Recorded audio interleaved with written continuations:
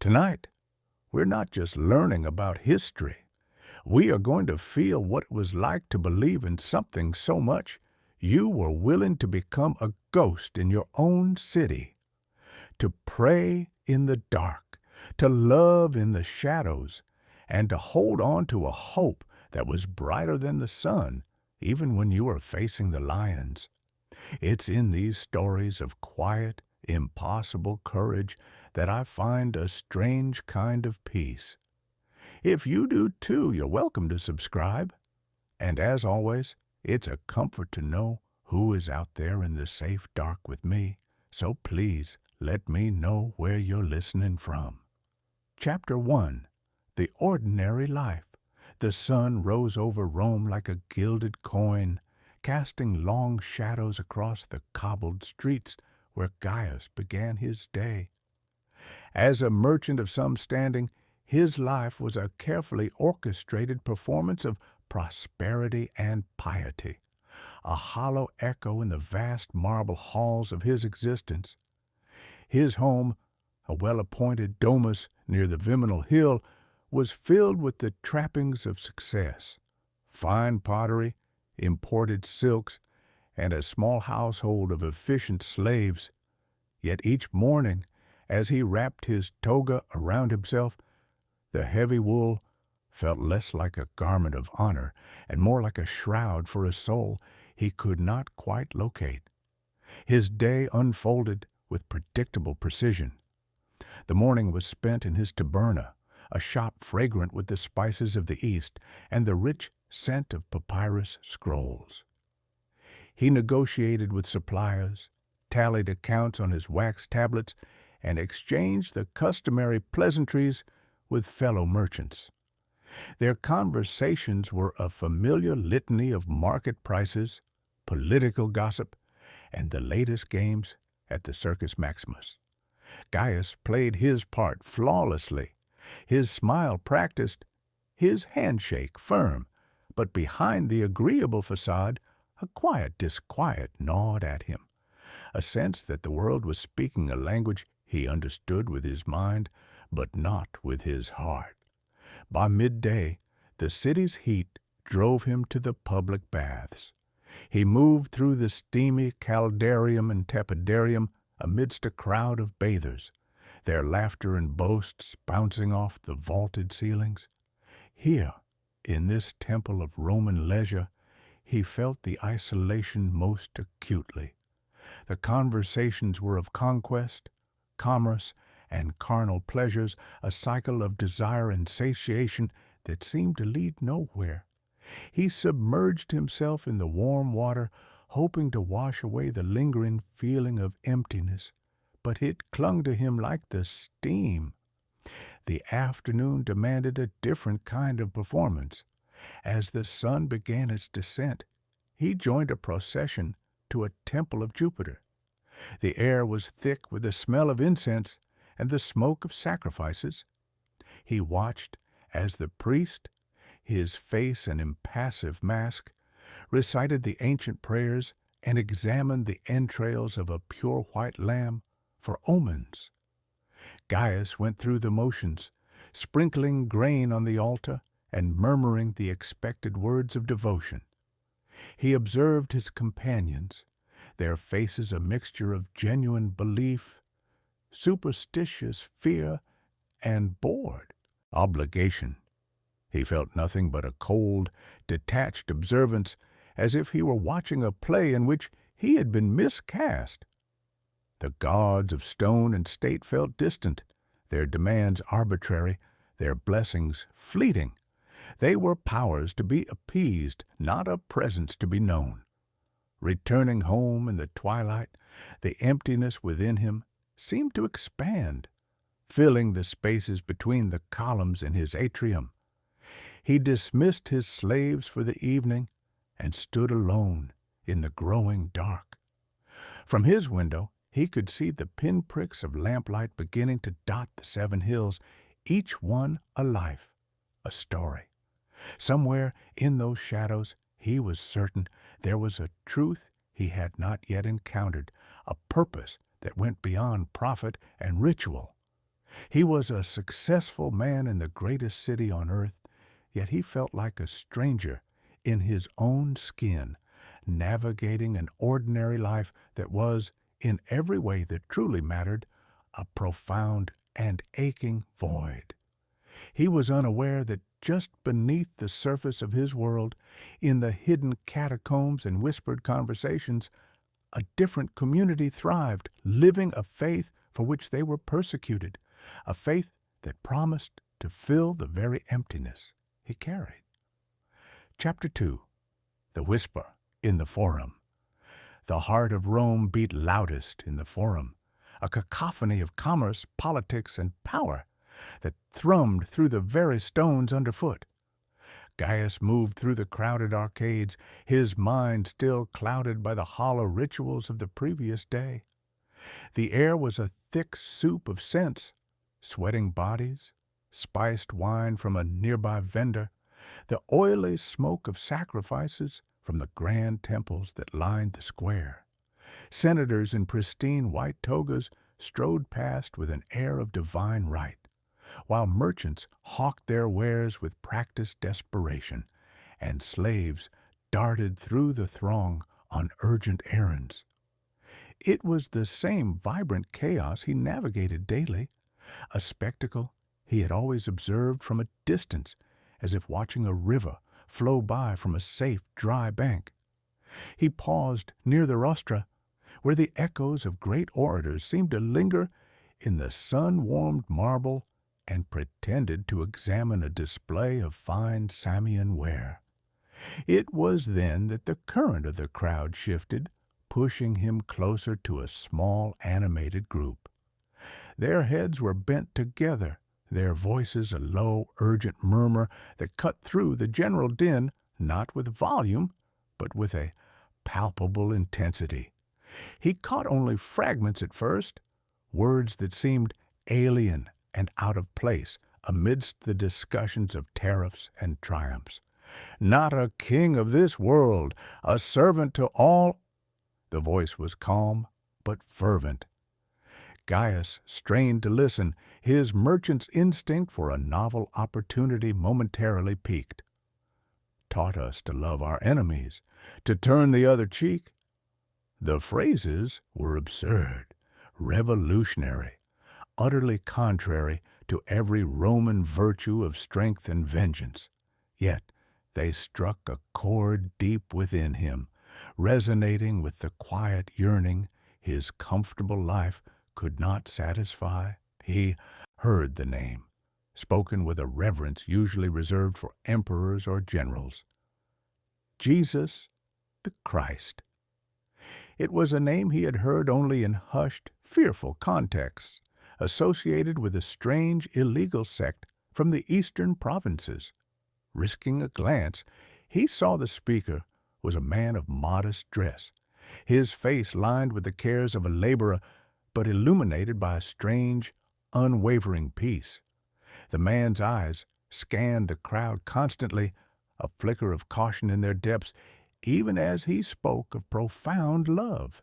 He was a secret Christian, Gaius realized with a jolt, a man holding a dangerous truth in the very shadow of the Capitoline Hill, where the state gods held court. To speak of this here, in the open, was an act of incredible bravery or foolhardiness. A sudden movement by a pair of vigilant lictors made the small group dissolve with practiced ease, melting back into the human river. But the quiet man remained for a moment, a solitary rock in the stream. An impulse, reckless and undeniable, seized Gaius. The emptiness inside him seemed to cry out, demanding to be filled with whatever strange hope gave this ordinary man such courage. He moved quickly, closing the distance before his rational mind could protest. The man tensed as Gaius approached, his hand instinctively tightening on the fold of his tunic. "I heard you speak," Gaius began, his voice low, ensuring his words were for the man alone. "This Jesus, his teachings, I would know more." The man studied him, his gaze sharp, and assessing, weighing the risk. He saw a merchant, a man of means, the very sort who often reported such clandestine meetings to the authorities for a reward or social favor. The silence stretched, taut with potential danger. Then something in Gaius's earnest expression, the unguarded hunger in his eyes, must have convinced him. The man gave a nearly imperceptible nod. "To seek is to find," he whispered, the words almost lost in the roar of the forum. "But the path is narrow and the cost is everything. Meet me at the fountain of Juturna at moonrise. Come alone." With that, he turned and was gone, swallowed by the crowd, leaving Gaius standing alone amidst the swirling masses. The noise of the forum rushed back in, louder than before, but it was now just background static to the thunderous whisper echoing in his soul. He had come to the market for goods, but he had found a glimmer of something infinitely more valuable, a secret offered at great risk. The void within him was no longer just an absence. It had become a question, and for the first time he felt a terrifying, exhilarating tremor of a possible answer. Chapter 3. The Secret Meeting. The moon was a sliver of bone in the ink-black sky, casting a feeble light that did little to illuminate the labyrinthine alleys behind the Aventine Hill. Gaius moved like a shadow, his heart hammering a frantic rhythm against his ribs. Every creak of a shutter, every scuffle in the darkness, sent a jolt of pure terror through him. This was madness. A respectable merchant slinking through the refuse-strewn back streets to meet with criminals, for that is what the law called them. Yet the memory of the man's peaceful eyes in the forum was a lodestone, pulling him forward against every instinct of self-preservation. At the fountain of Juturna the man was waiting, a deeper shadow against the mossy stone. He said nothing, only gestured for Gaius to follow.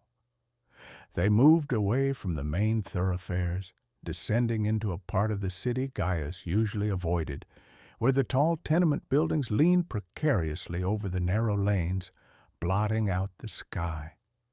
The air grew thick with the smell of damp earth and decay. Finally, his guide stopped before what appeared to be a nondescript section of a crumbling wall overgrown with ivy.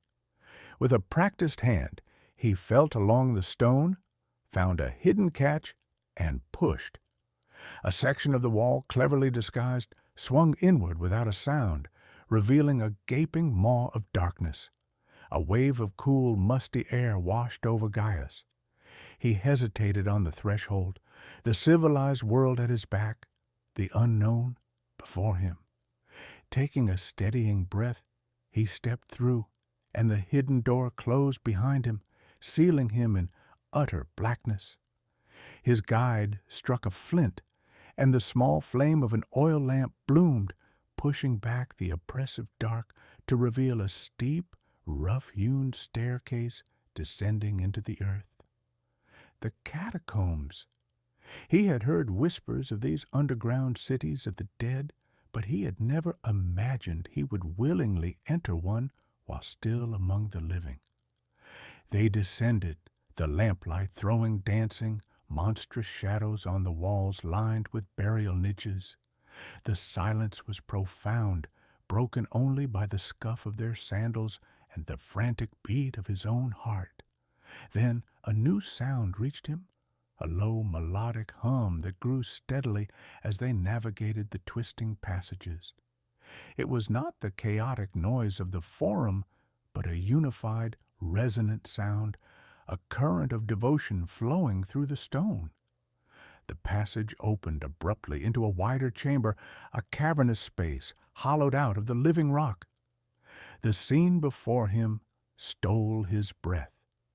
Dozens of people were gathered there, men and women, old and young, rich and poor, their faces illuminated by the soft, golden glow of a few strategically placed lamps. They were not the furtive, terrified cultists he had expected. They stood with a quiet dignity, their eyes closed or raised toward the rough ceiling, as if it were the vault of heaven itself. The humming resolved into a hymn, a simple, haunting melody sung in Greek. The words spoke of a love that cast out fear, of a light that the darkness could not overcome. The sound wrapped around him, not as a physical force, but as a balm, soothing the raw edges of the terror he had felt just moments before. He watched as they prayed, not with the formal public recitations of the state religion, but with an intimate, personal fervor. They spoke to their God as a father, their voices thick with emotion, sharing burdens and offering thanks. He saw a wealthy matron gently adjusting the shawl of a gaunt-looking slave woman. He watched a burly laborer pass his small loaf of bread to a frail old man beside him. There were no distinctions of class or status here. They were simply brothers and sisters, bound by a shared dangerous secret and a palpable mutual care that was utterly foreign to the competitive world above. A profound sense of belonging, warm and startling, washed over Gaius, so powerful it felt like a physical blow. It was the answer to the loneliness that had plagued him in his fine house, the isolation he felt in the crowded baths. Here, in this tomb, he felt more alive than he ever had in the sunlit temples of Rome. Yet, intertwined with that feeling was the cold, sharp terror of discovery, the knowledge that just above their heads, soldiers patrolled the streets, ready to drag any one of these gentle souls away to torture and death. He was standing in a place of profound peace that existed on a knife's edge of annihilation. He was an outsider, a spectator, and yet, as the hymns washed over him and he witnessed the raw, unvarnished faith on their faces, he felt a terrifying, exhilarating truth. He was home. Chapter 4. The conversion. The hymn's final note lingered in the damp catacomb air, a ghost of sound that seemed to seep into the very rock, sanctifying the darkness.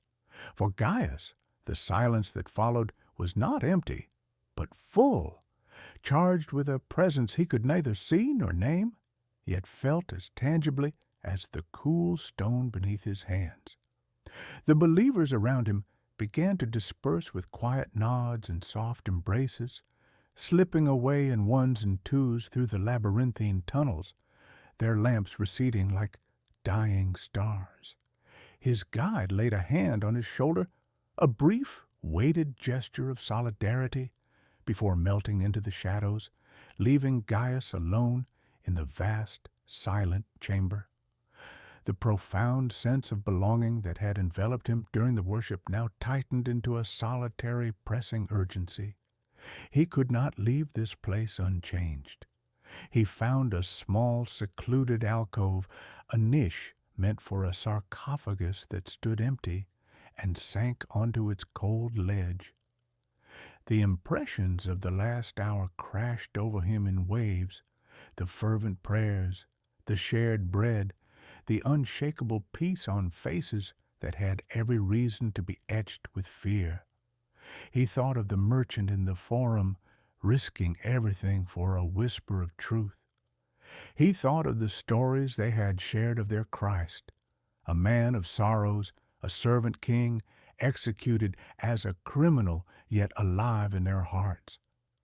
The void that had haunted his comfortable life, the hollow echo in his marble halls, was suddenly starkly defined.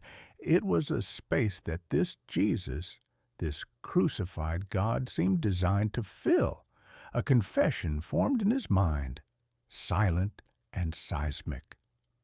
"I believe." The words were simple, but their implications were a tidal wave threatening to drown his old life.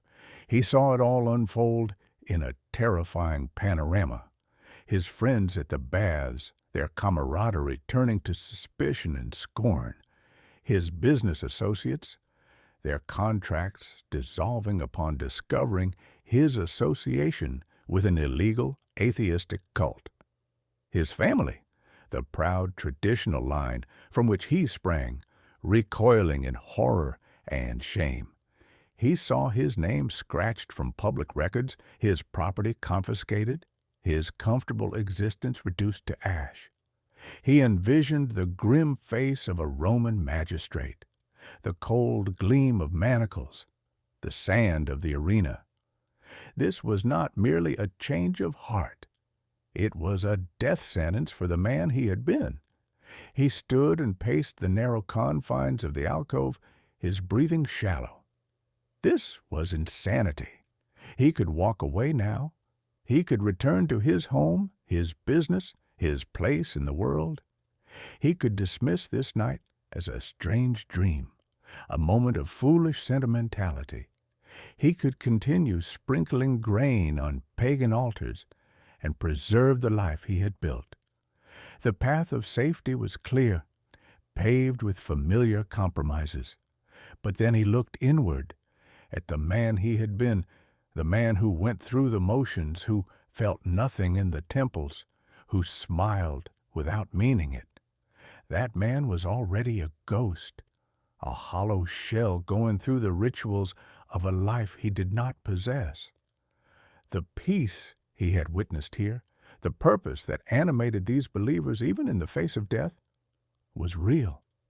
It was more real than all the gold in his coffers, more substantial than all the marble in Rome. The cost was everything, but the reward was a soul, finally, fully alive. He fell to his knees on the cold earthen floor. The words that came were not a shouted proclamation, but a quiet surrender, a breath exhaled into the darkness. "I am yours." There were no bolts of lightning, no angelic choirs, only the profound settling silence of the catacombs. Yet, in that silence, everything shifted. The fear did not vanish, but it was joined by a fortifying strength, a deep, resonant peace that anchored him. The weight of his future, with all its potential for loss and pain, felt different now. Not a burden to be dreaded, but a cross to be carried. He rose to his feet, a new man in a dead man's tomb. The void was gone, filled not with comfort, but with conviction. He had traded a life of security for a truth worth dying for, and in that terrifying, glorious exchange, Gaius found himself truly free for the first time. Chapter 5. The first test. The familiar rhythms of Gaius's life now felt like a costume he had outgrown, the fabric chafing against his newfound skin. His daily routine, once a source of comfort, became a minefield of potential exposure. The first and most glaring change was his absence from the public sacrifices. Where he had once been a dutiful, if dispassionate, participant at the rituals that bound Roman society together, he now found excuses. A pressing business matter, a sudden malaise, an urgent meeting across the Tiber. His excuses were plausible, delivered with the smooth assurance of a merchant, but they were a deviation from the norm. And in the watchful, gossip-fueled world of Rome, deviation was noted. Lucius, a fellow merchant and a long-time companion from the baths, was the first to voice the suspicion that had been simmering in their circle. He clapped a heavy hand on Gaius's shoulder one afternoon in the forum, his breath smelling of cheap wine and his eyes sharp with curiosity. He remarked on Gaius's frequent absences from the altar of Jupiter Stator, his tone light, but his gaze probing. Gaius offered a practiced smile and a vague reference to a shipment of Egyptian linen that required his personal attention, steering the conversation deftly toward the price of papyrus. But beneath his calm exterior, a cold dread began to coil in his stomach. He was a novice in this dangerous dance of concealment, and every step felt clumsy, every word a potential misstep. The true test came at an evening gathering at the home of Marcus, a wealthy patron of the arts. The triclinium was opulent, filled with the scent of roasting lamb and the sound of a hired lyre player. Men reclined on couches, their conversation a familiar blend of politics, business, and bawdy jokes. Gaius moved among them, the fine food tasting like ash in his mouth. He felt like an actor on a stage, desperately trying to remember lines from a play he had abandoned. He laughed at the right moments, nodded at the appropriate jests about the emperor's new tax laws, but his mind was a fortress under siege, his senses heightened to every nuance, every glance. It was during a lull in the conversation, as slaves refilled goblets with honeyed wine, that Lucius leaned forward, his voice cutting through the murmur. "Come now, Gaius," he began, his tone deceptively casual. "We are all friends here. You've been as scarce as an honest politician at the temples lately. A man might wonder if you've taken up with one of these strange Eastern philosophies. You haven't started muttering about a single invisible God, have you?" A sudden, tense silence fell over the couches. All eyes turned to Gaius. He could feel the weight of their collective gaze, a mixture of idle curiosity and latent suspicion. In that suspended moment, fear screamed within him. It painted vivid pictures of his arrest, of his comfortable home being seized, of the bloody sand of the arena. Doubt, that insidious whisper, asked if this new fragile faith was worth the precipice on which he now stood. Was it all a delusion, born of a lonely man's desperation in a catacomb? But then the memory of the hymns, of the shared bread, of the profound peace, rose like a shield. He took a slow, deliberate sip of his wine, using the motion to master the tremor in his hand. He met Lucius's gaze, his own expression one of amused bafflement. "Philosophy, Lucius? My only philosophy is that a bad debt is worse than a bad omen. My mind has been on my accounts, not on the gods. Unless, of course, you're praying to Mercury for a better price on your Spanish olives." He delivered the line with a wry smile, deflecting the serious inquiry with a jest about commerce, a language they all understood. The tension broke. The men around him chuckled, the moment of danger passing as quickly as it had come. The conversation drifted back to safer topics, the upcoming chariot races, the merits of a new gladiator from Thrace. Gaius continued to play his part, his laughter joining theirs, but internally he was shaking. He had navigated the first shoal, but the ocean ahead was vast and treacherous. He had evaded their questions, but he could not evade the truth that now defined him. He was a man living a double life, a secret burning in his heart that could, at any moment, consume everything he had and everything he had become. The gathering continued in a blur of noise and light, but for Gaius, the party was over. He was already back in the silent, sustaining darkness of the catacombs, drawing strength from the memory for the tests he knew were yet to come. Chapter 6. The Helping Hand. The whisper reached Gaius in the dim quiet of his taberna, a fragile secret passed from one believer to another like a sacred trust. An elderly widow named Prisca, a gentle soul who had once shared her meager bread with a stranger in the catacombs, had fallen gravely ill, not just ill, destitute, Her family had disowned her upon her conversion, and the small community's resources were stretched impossibly thin. She lay in a cramped, airless room in the Subura, feverish and alone, with no one to bring her water or medicine.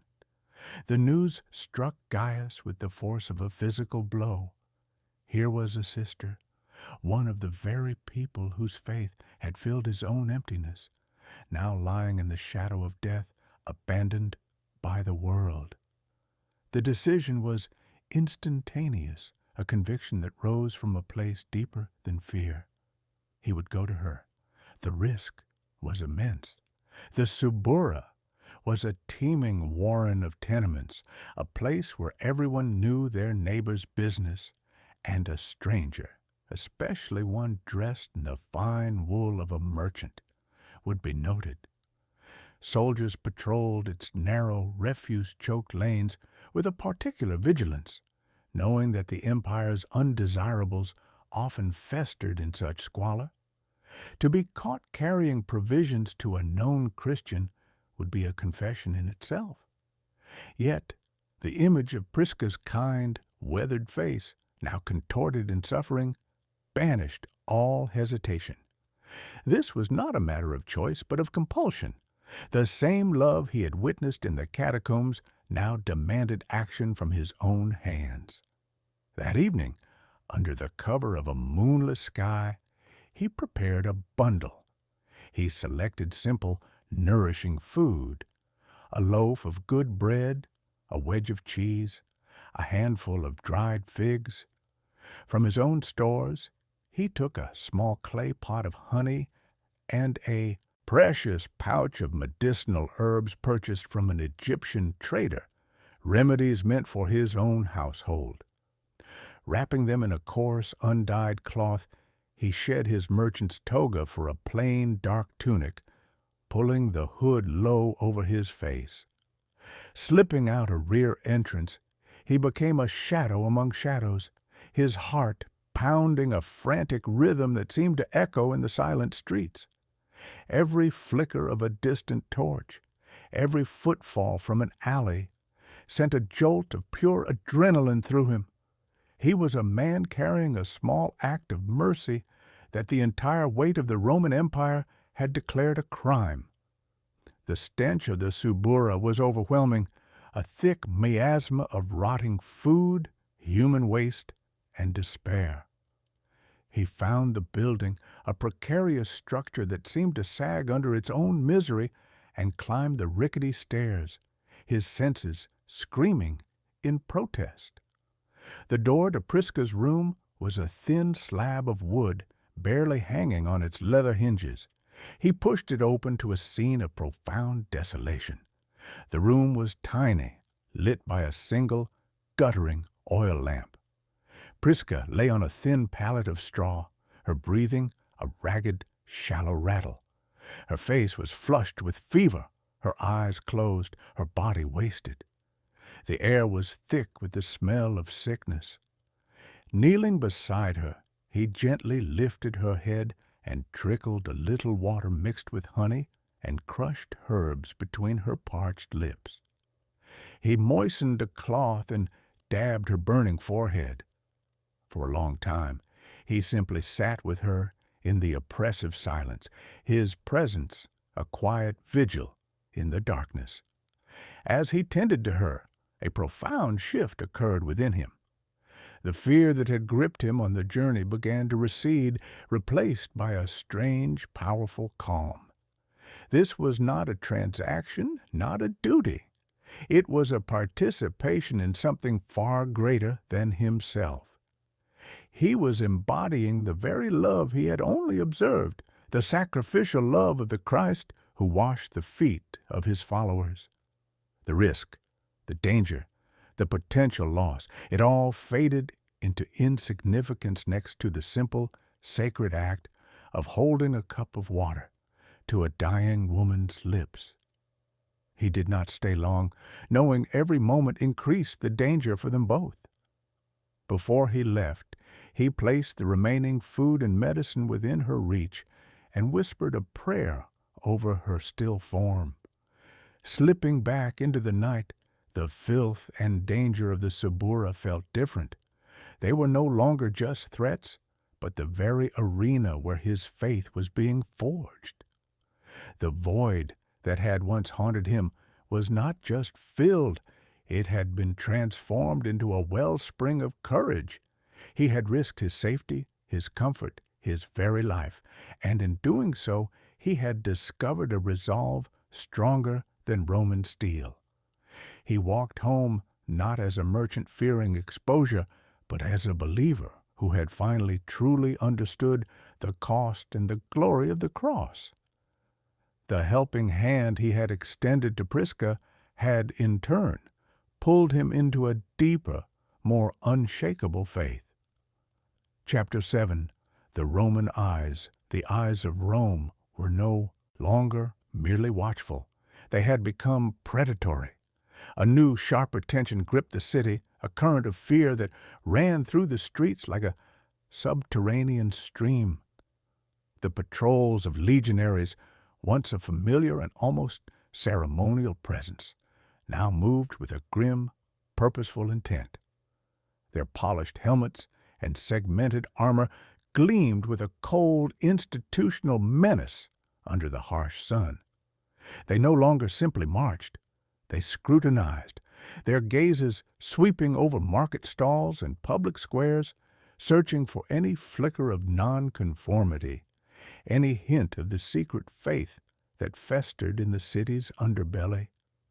An edict had come down, whispered in hushed tones in the tabernae and shouted from the rostra. Loyalty to the emperor was to be demonstrated publicly and unequivocally through the worship of his divine genius. Refusal was not just heresy, it was treason. For Gaius, the city he had navigated with such confidence, his whole life had transformed into a cage where every shadow seemed to hold a threat. The simple act of walking to his shop became an exercise in controlled paranoia. He kept his head down, his pace steady, his expression a carefully neutral mask. He forced himself to make the expected small offerings at the small street-side shrines to the Lares, his stomach twisting with a fresh wave of guilt and fear each time. He felt the soldiers' eyes upon him, or imagined he did, their collective gaze a physical weight on his shoulders. Every casual glance from a stranger felt like an accusation, every sudden noise from an alleyway the precursor to arrest. The peace he had found in the catacombs felt like a distant dream, a fragile memory threatened by the brutal reality of the world above. The crackdown became terrifyingly tangible on a sweltering afternoon. Gaius was returning from his warehouse near the river, his mind occupied with ledgers and inventory, when a commotion erupted further down his street. The familiar, terrifying clatter of armored men moving at speed. A door, the home of a quiet, elderly cobbler named Felix, was splintered open from the inside. 2 legionaries emerged, dragging the old man between them. Felix, a man Gaius had known for years to be gentle and devout in his new faith, did not struggle. His face was a pale mask of resignation, but his eyes held a terrifying, luminous peace. His wife and daughter clung to the doorway, their wails of despair cutting through the humid air, a raw human sound of utter desolation. "Worship Caesar!" one of the soldiers barked, shoving a small portable altar toward the old man. A figurine of the emperor stared blankly from its surface. Felix's voice, though thin with age, was clear and unwavering. "I worship Christ alone." The refusal hung in the air, a quiet act of defiance that seemed to suck all sound from the street. The soldier backhanded him across the face, a brutal, casual act of violence. The sound of the impact was sickeningly crisp. Gaius stood frozen, his feet rooted to the cobblestones, his blood running cold. He watched as Felix was hauled away, a frail, broken figure disappearing around a corner, his family's cries echoing behind him. The street returned to a semblance of normalcy, but the atmosphere was now poisoned. Neighbors quickly shuttered their windows, their faces tight with fear.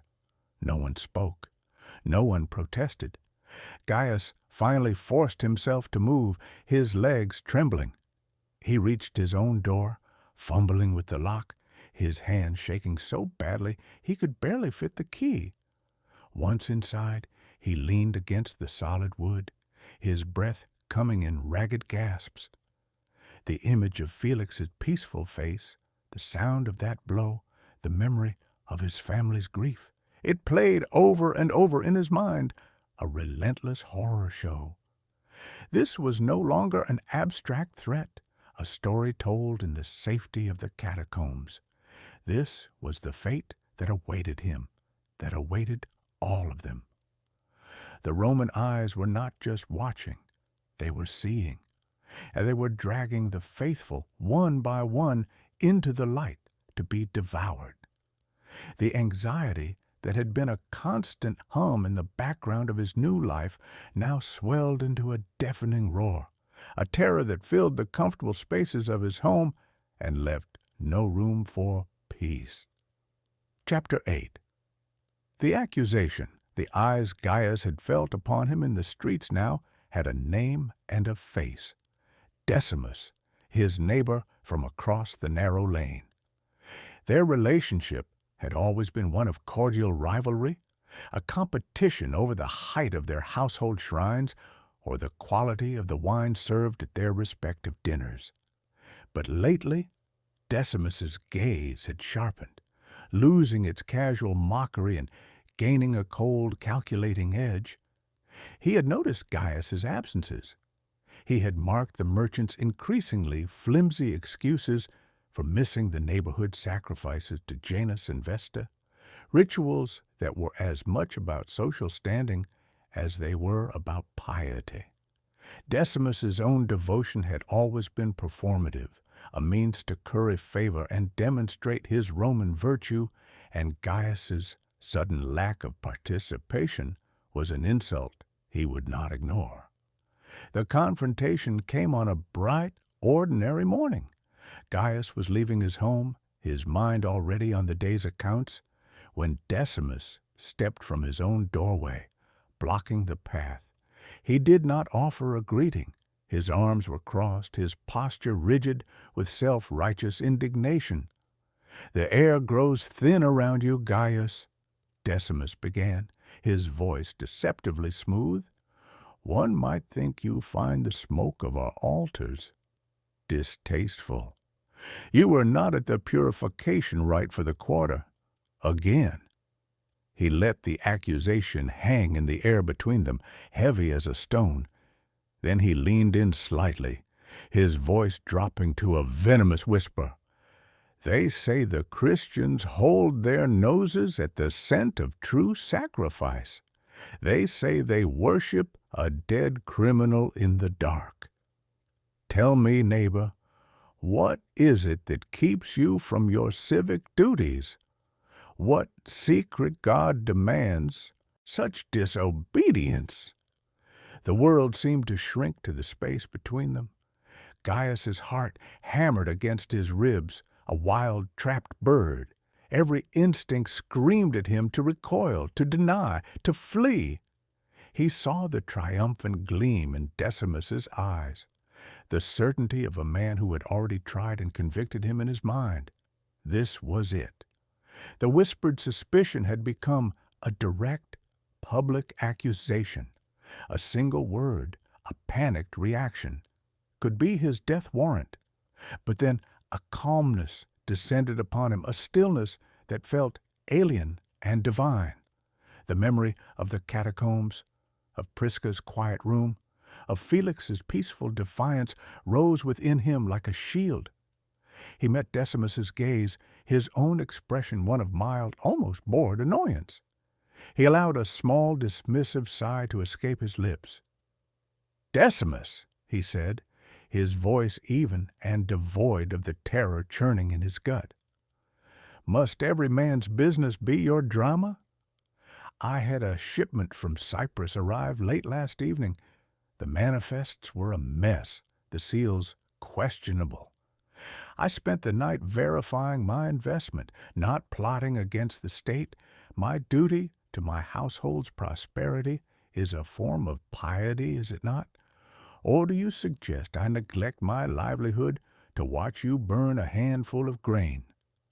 He delivered the lines with the effortless arrogance of a successful merchant dismissing a petty concern. He turned the accusation of impiety into a question of business acumen, framing Decimus's vigilance as idle gossip. For a long moment, Decimus stared at him, his certainty wavering in the face of such cool denial. The lack of fear, the plausible excuse, the subtle insult. It created just enough doubt. With a grunt of dissatisfaction, Decimus stepped aside, his features a mask of thwarted suspicion. Gaius walked past him, his stride measured and confident, not allowing a single muscle to betray the seismic relief and terror warring within him. He had survived the moment. He had denied his Lord to the face of his accuser, and the lie felt like asher ash in his mouth, a necessary evil that left him spiritually stained. But he knew, with a chilling certainty, that this was not over. Decimus's jealousy was now a weapon, sharpened and aimed. The threat was no longer a vague possibility. It was a tangible force living directly across the street. The accusation had been made, and even though it had been deflected, the seed of suspicion was planted. Gaius walked through the sun-drenched streets, but his mind was already in the shadows, preparing for the worst that he knew, with a dread as cold as the catacombs, was now inevitable. Chapter 9. The escape.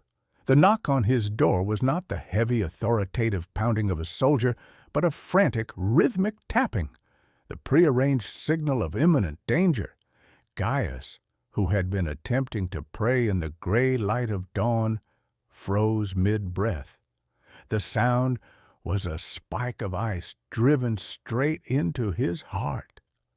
He moved to the door, opening it just a crack. On his threshold stood a young boy, the son of a fellow believer, his face pale and slick with sweat, his chest heaving from his run through the sleeping city.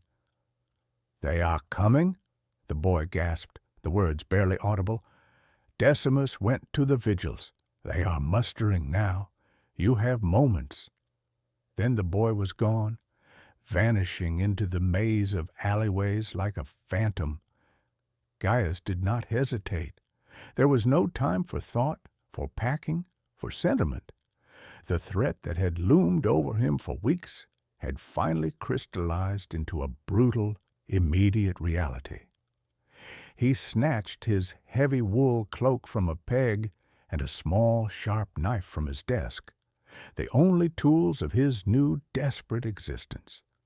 He spared one last fleeting glance at the home he had built, at the comfortable life contained within its walls. The fine mosaics, the polished furniture, the ledger of his prosperous business lying open on the table.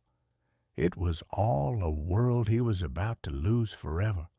There was no grief in that moment, only a stark, clarifying understanding. This was the cost. This was what it meant to follow a crucified king. He slipped out the rear entrance into the small walled garden, the scent of rosemary and damp earth filling his nostrils. He could already hear the distant but growing clamor from the street front, the harsh shouts of men, the metallic clatter of arms and armor, the splintering crash as his front door gave way. They were inside his home. He could picture them, their armored forms stomping through his atrium, their rough hands overturning his possessions, searching for the evidence that would condemn him. The sound was a physical violation, a roar of the world he was leaving behind. He scaled the garden wall with a strength born of pure adrenaline, dropping into the fetid alley on the other side. His heart was a wild drum against his ribs, his every sense screaming. He did not run. Running would draw attention. He walked, his pace brisk but controlled, his head down, the hood of his cloak pulled low, merging with the few other early risers, slaves heading to the bakeries, laborers trudging to the docks. He forced himself not to look back, though every fiber of his being screamed to do so. Each step took him further from everything he had known. Each corner turned was a severing of another tie to his old life. He moved like a ghost through the waking city, following a mental map of safe passages the community had whispered about in the catacombs. His destination was a tanner's workshop on the outskirts of the city, a place whose pungent smells kept most people away, run by a sympathizer who asked no questions. He reached it as the sun finally crested the rooftops, spilling golden light onto a city that was no longer his. He gave the coded knock, and the door opened a sliver. A pair of wary eyes assessed him before the door swung wider, admitting him into the dim, acrid interior. The refugee was temporary, little more than a storage room behind vats of dye and stretched hides. It was dark, cramped, and reeked of chemicals and decay. Gaius sank onto a pile of empty sacks, his body trembling with the aftershock of his flight. The reality of his situation crashed down upon him. He was a fugitive. His property would be seized, his name struck from records, his business forfeit. He was a man with nothing but the cloak on his back and the faith in his heart. In the profound silence of that foul-smelling room, the full weight of discipleship settled upon his shoulders. It was a cost that demanded everything: home, security, identity. But as he sat in the darkness, the memory of the soldiers breaking into his home was replaced by the memory of the hymns in the catacombs, of Prisca's grateful eyes, of the peace on Felix's face. He had lost the world, but he had gained a truth that no soldier could arrest and no fire could consume. The escape was over. The true journey had just begun. Chapter 10. The Safe House. The tanner's workshop had been a way station of acrid smells and fleeting shadows, a place to hold his breath until the next, more permanent sanctuary could be secured. The transition to the true safe house was a journey deeper into Rome's forgotten spaces, a guided trek through sewers that flowed with the city's waste and along crumbling aqueducts that stood like the skeletons of giants against the night sky. When his guide finally halted before a nondescript door set into the base of an abandoned granary near the Tiber, Gaius felt a tremor of exhausted relief. The door opened into a cavernous, windowless space, lit by a handful of carefully shielded oil lamps that cast a soft golden glow on the rough-hewn brick walls. The air was cool and carried the faint, musty scent of old grain and damp stone, but it was clean, and it was still. For the first time since his flight, Gaius felt the frantic pounding of his heart begin to slow.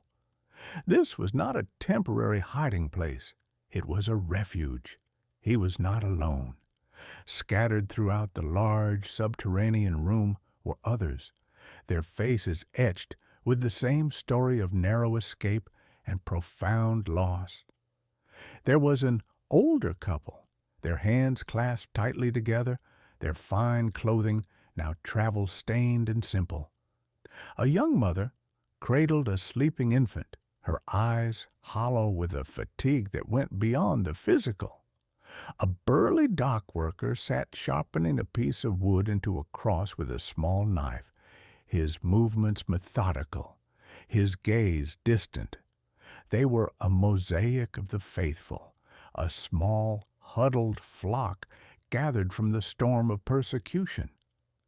They nodded to Gaius as he entered, their eyes holding a silent recognition, a shared understanding that needed no words.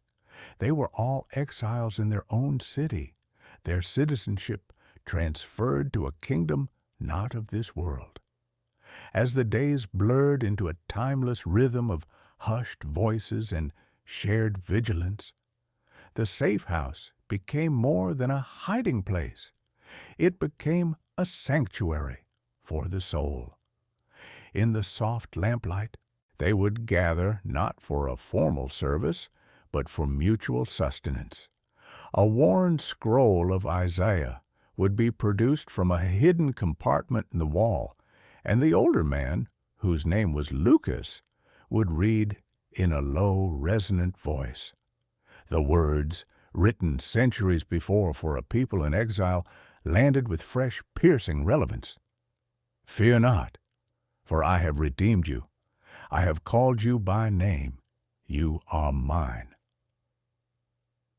The promises of a God who was with them in the fire and the flood wrapped around the cold bricks of their refuge, warming them with a hope that defied their circumstances. Their prayers were not elaborate petitions for deliverance, but raw, honest conversations with a Father who knew their fear. They prayed for strength to endure, for the courage of those already in chains, for the souls of their persecutors. They prayed for daily bread, and miraculously it often appeared a basket of loaves left by a sympathetic baker, a pouch of olives delivered under cover of darkness by a believer who still moved freely in the world above. Each meal, however simple, was a sacrament, a tangible reminder of a providence that watched over sparrows and hidden Christians alike. One evening, as a soft rain pattered on the ground above them, the conversation turned, as it often did, to the nature of their hope. The young mother, her voice barely a whisper, confessed her terror at the thought of her child growing up in such a world or not growing up at all. Lucas looked at her, his aged eyes gentle. He spoke not of the temporary safety of their hideaway, but of the eternal safety of the soul. He reminded them of the martyrs, of Stephen, who saw heaven open as stones rained down upon him, of their own friends who had faced the beasts with songs on their lips. This light, momentary affliction, he quoted from the scroll, is preparing for us an eternal weight of glory beyond all comparison. They were not just enduring persecution, they were storing up treasure in a realm where rust and Roman soldiers could not touch it. Their hope was not a fragile wish for a change in their earthly situation, but a solid, unshakable certainty in a life to come, a life that began not at death, but the moment they had said, "I believe." Gaius listened, his own fears and losses being recontextualized in the grand, sweeping narrative of eternity. The home he had lost, the business that was gone, the friends who had turned against him, it all shrank in the brilliant light of a glory that would never fade. Here, in this hidden chamber, surrounded by the whispered scriptures and the fervent prayers of the desperate and the hopeful, he felt his faith being annealed in fire. It was no longer the fragile conviction of a new believer, but the tempered steel of a soldier in a spiritual war. The safe house was not just protecting their bodies from discovery, it was fortifying their souls for the testimony that lay ahead, whatever form it might take. They were living on the edge of a sword, but their hearts were already tasting the peace of a kingdom that would have no end. Chapter 11. The Betrayal. The air in the safe house, once thick with the comforting scent of shared faith and whispered prayers, now carried a new acrid flavor, suspicion. It began as a low hum. A rumor passed from one huddled believer to another, with furtive glances and tightened lips. Supplies, carefully coordinated and delivered under the cloak of darkness, had started to go missing. A planned meeting in a different cellar had been preemptively raided, the soldiers arriving just moments after the last of the faithful had slipped away, a timing that felt too precise to be mere chance. Then came the most damning piece of information, delivered by the ashen-faced dock worker. A member of their own small band, a man named Drusus, had been seen lingering near the vigil station, his posture not that of a fearful fugitive, but of a man conducting business. The change was immediate and corrosive. The warm communal trust that had been their greatest strength began to curdle. Where once they had sat in a close circle, now they kept a careful distance from one another. Eyes that had met and shared solace now darted away, weighed down by unspoken accusations. The soft readings from the scroll of Isaiah ceased, replaced by long, tense silences, broken only by the scuff of a sandal or the ragged sigh of someone trying to sleep. The safe house was no longer a sanctuary. It had become a cage, and one of them, they feared, was the keeper of the lock. Gaius felt the poison of paranoia seep into his own heart. He watched Drusus, a man he had once broken bread with a cold, analytical eye.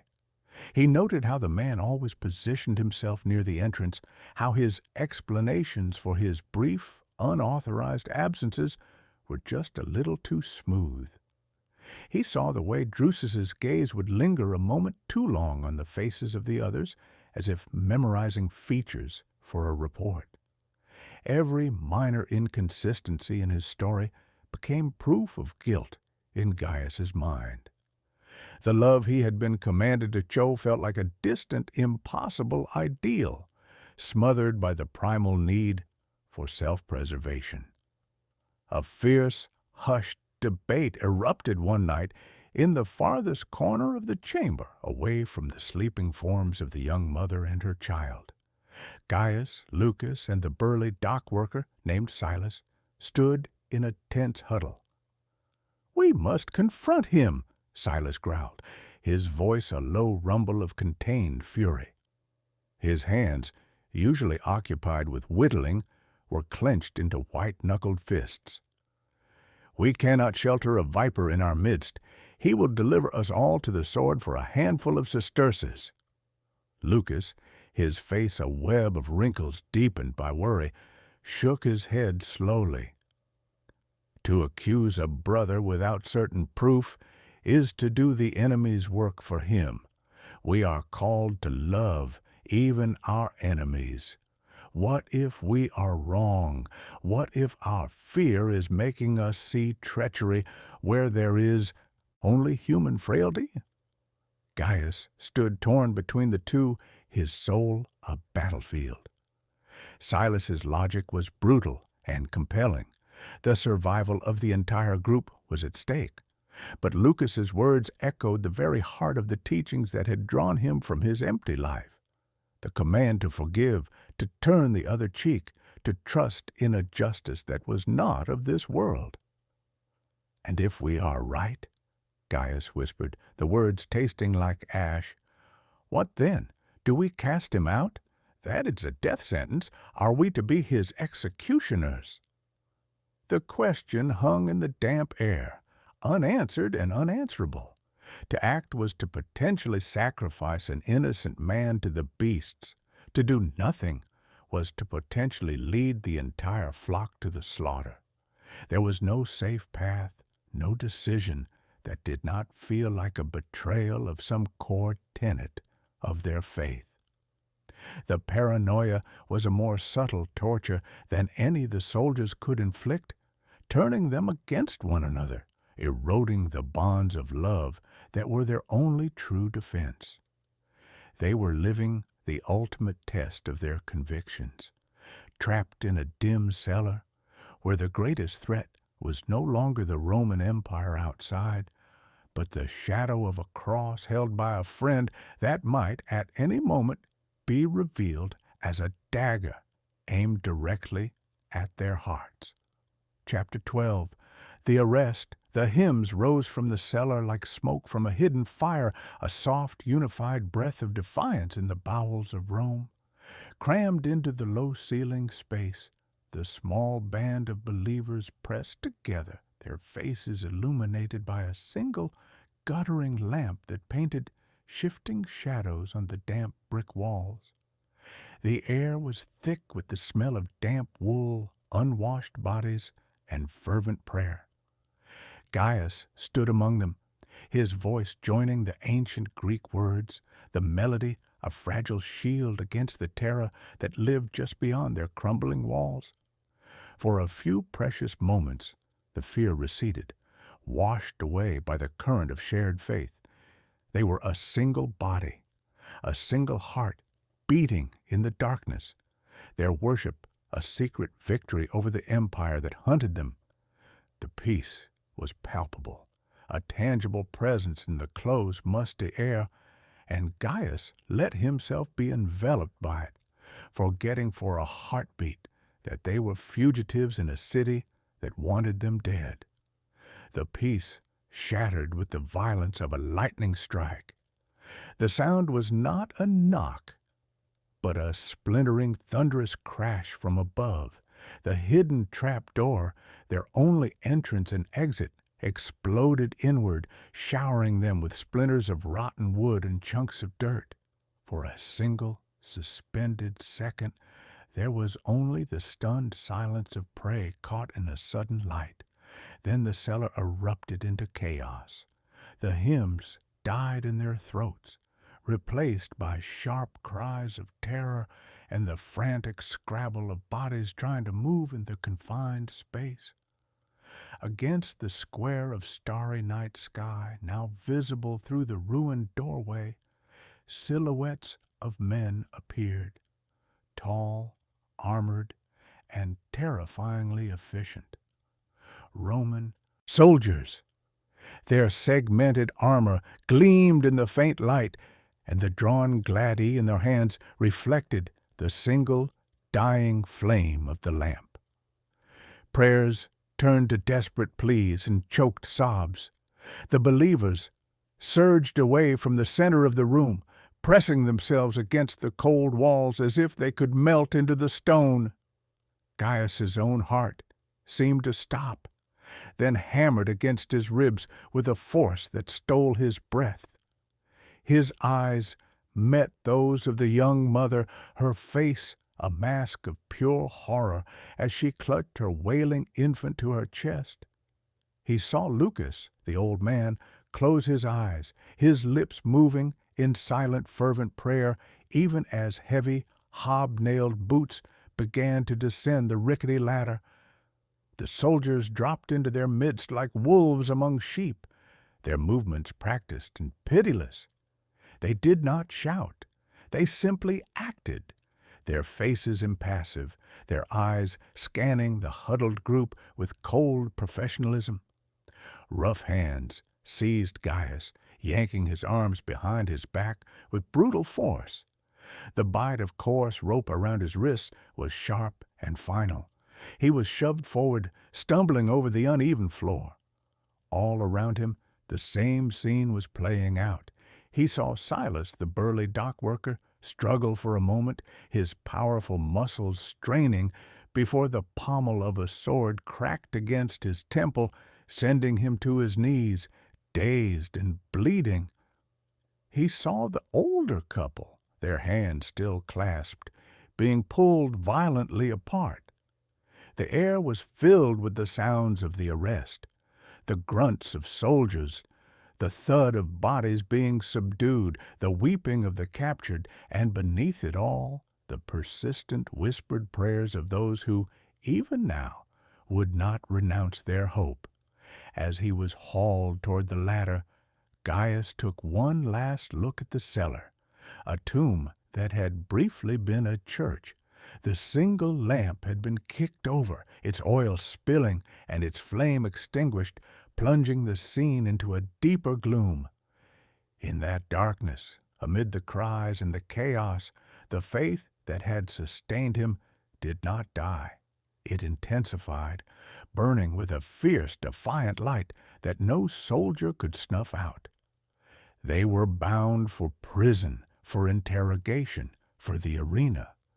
But as the cold night air hit his face and he was shoved into the waiting street, Gaius understood with a terrifying clarity that while the Romans could capture their bodies and break their bones, the song in their hearts was one they could never silence. Chapter 13, The Interrogation, the descent into the Roman judicial system, was a calculated stripping of humanity, a journey from the fragile light of faith into the cold, hard reality of state-sanctioned power. Gaius was hauled from the communal squalor of a holding cell, his wrists raw from the ropes, and thrust into a small, windowless room that smelled of sweat, fear, and old blood. The air was chill and still, a stark contrast to the humid warmth of the cellar where he had been captured. A single oil lamp sat on a heavy wooden table, its flickering flame the only source of light, casting long, dancing shadows that seemed to cling to the corners like malevolent spirits. The room was designed for one purpose, to break a man down to his most essential components, to see what would remain when all comfort and hope were extinguished. Seated behind the table was his interrogator. He was not a brutish thug, but something far more terrifying. A man of reason and order, a mid-level magistrate whose face was a mask of weary professionalism. His tunic was plain but clean. His hands rested calmly on the table's scarred surface, and his eyes held the flat, dispassionate gaze of a man who had seen too many souls crumble in this very room. He represented the full, implacable weight of the Roman world, a system that had no room for a loyalty that superseded the emperor's. To him, Gaius was not a believer. He was a problem of civic disloyalty, a faulty cog in the great machine of the empire to be either repaired or discarded. The interrogation began not with a shout, but with a quiet, deliberate statement. "You are Gaius, son of Lucius, formerly a merchant of this city," the magistrate said, his voice devoid of inflection. It was not a question. He pushed a wax tablet across the table, the stylus resting beside it. "You will write the names of those who gather with you in unlawful assembly. You will renounce this Christos, and you will make a public offering to the divine genius of the emperor.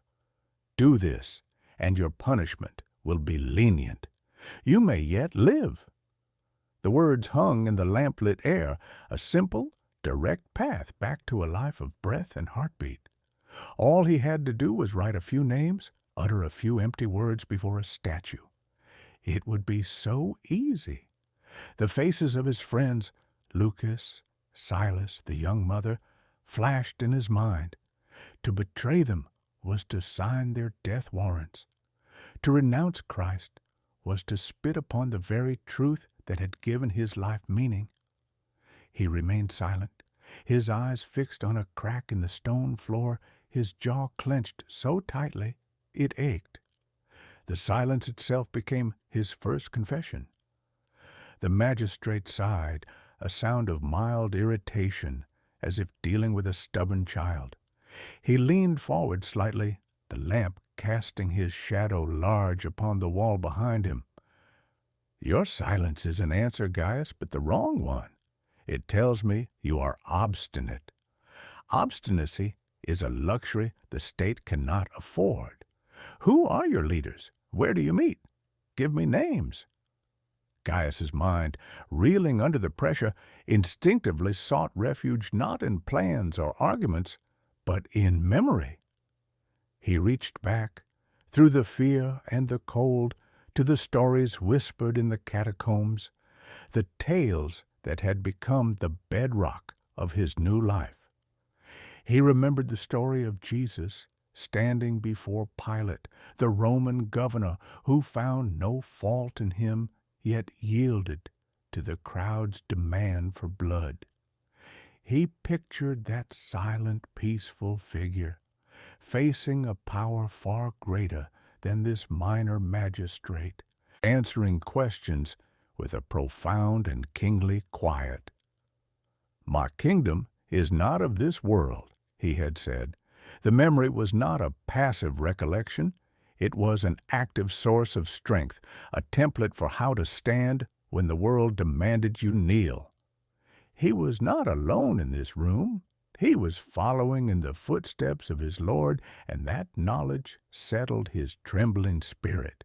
He would emulate that holy silence, that refusal to engage with a power that could not comprehend the truth he served. He drew a slow, steadying breath, filled his lungs with the foul air of the prison, and continued to hold his peace, his soul anchored in a trial that had taken place in another time, for all time.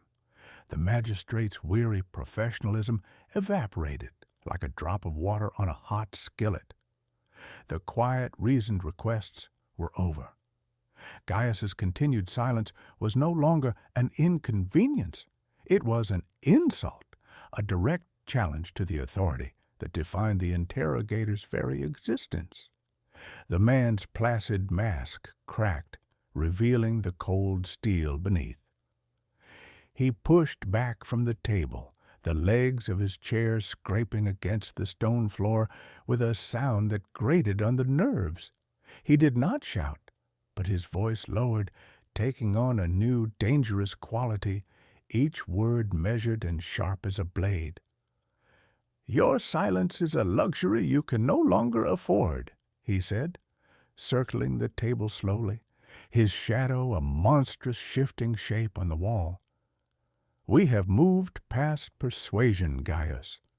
We are now in the realm of necessity. The state's patience is not infinite.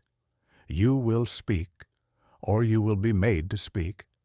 There are rooms in this prison where men learn the price of their obstinacy, rooms where pain becomes a language even the most stubborn can understand." He stopped directly in front of Gaius, leaning down so his face was inches away, his breath a faint smell of wine and onions. "I can have you stretched until your joints scream. I can have your flesh scored with hot irons. I can show you instruments designed for one purpose, to make a man forget his own name, let alone the name of a dead Galilean. This is your final chance. Renounce him. Give me the names." Primal terror, cold and slick, coiled in Gaius's gut. His mind conjured vivid, horrifying images of the tortures he had only heard whispered about, the rack, the hook, the searing brand. Every instinct for self-preservation screamed at him to capitulate, to save his body from the coming storm. But as he looked into the magistrate's merciless eyes, a strange and powerful defiance rose within him, a tide of conviction that washed away the fear. This was the moment. This was the choice between the world and the Word. To deny Christ now would be to invalidate every prayer in the catacomb, every act of mercy for Prisca, every moment of peace he had found. It would make a mockery of Felix's martyrdom and Marcus's steadfastness. He lifted his head, meeting the magistrate's gaze directly. The words that came from his bruised and dry lips were not a whisper, but a clear, unwavering declaration that seemed to ring in the small, oppressive room. I am a Christian. The confession hung in the air, simple, absolute, and utterly damning. It was not a plea for mercy or a negotiation. It was a statement of identity that superseded his name, his profession, his very citizenship. For a heartbeat, the magistrate was utterly still, stunned by the sheer, foolish bravery of it. Then his face darkened with a fury that was both professional and deeply personal. The defiance was an infection that had to be purged with fire and pain. He did not give the order. He simply nodded to the two hulking guards who had been standing motionless by the door. They moved with practiced efficiency. They did not drag him to a separate room. The interrogation chamber itself would serve. They forced him to his knees, his arms wrenched behind his back. The first blow was a closed fist to his kidney, a burst of blinding, nauseating pain that drove the air from his lungs. He gasped, his body buckling. Then the beating began in earnest. There was no rhythm to it, only a storm of violence. Hard, calloused fists connected with his ribs, his back, his face. The taste of copper filled his mouth as his lip split against his teeth. A boot connected with his side, and he heard, more than felt, a sickening crack. Through the haze of agony, his mind did not pray for deliverance. It did not beg for the pain to stop. Instead, it clung to the confession he had just made. I am a Christian. The words became a mantra, a shield against the brutality. Each blow was a hammer striking the anvil of his faith, not shattering it, but forging it into something harder, purer. He saw in his mind's eye the faces of his fellow believers in the safe house, their faith a quiet ember in the darkness. He thought of the hymns, the shared bread, the love that had filled the void in his soul. This pain was the price of that love, and he would pay it. He did not cry out, though grunts of pain were forced from him with each impact. He took the beating, his body a broken vessel, but his spirit, anchored to the one who had been beaten and crucified for him, remained unbroken. When the guards finally stepped back, leaving him crumpled and bleeding on the cold floor, the magistrate looked down at him with a mixture of contempt and a flicker of something akin to grudging confusion.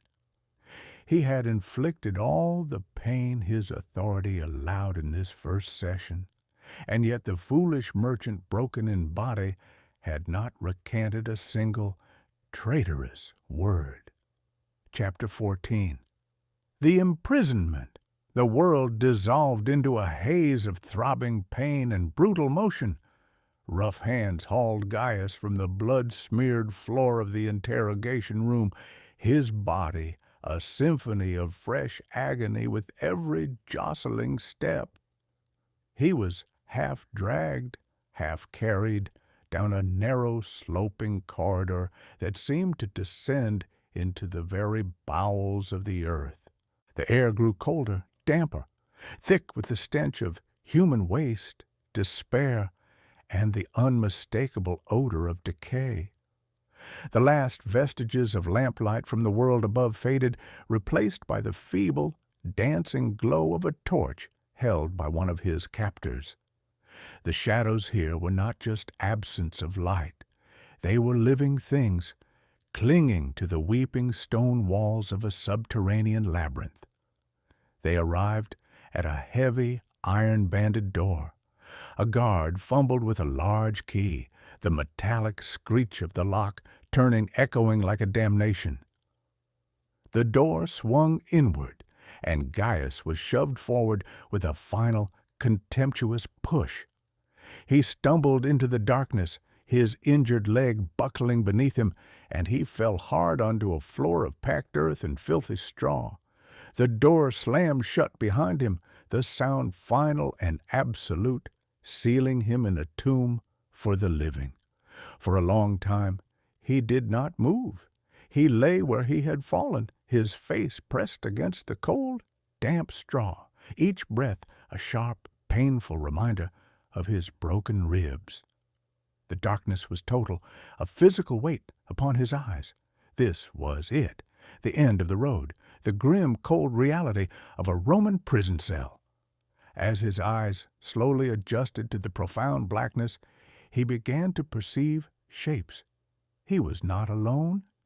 In the faint sliver of gray light that seeped under the door, he could make out other figures huddled against the walls, their forms emaciated, their eyes large and luminous in sunken sockets. The cell was small, perhaps 10 feet square, and every inch of it seemed occupied by human suffering. The air was a foul brew, but beneath the stench of filth, Gaius detected something else, a quiet, resilient hum that was not of this grim place. It was the sound of whispered prayers. A hand, surprisingly gentle, touched his shoulder.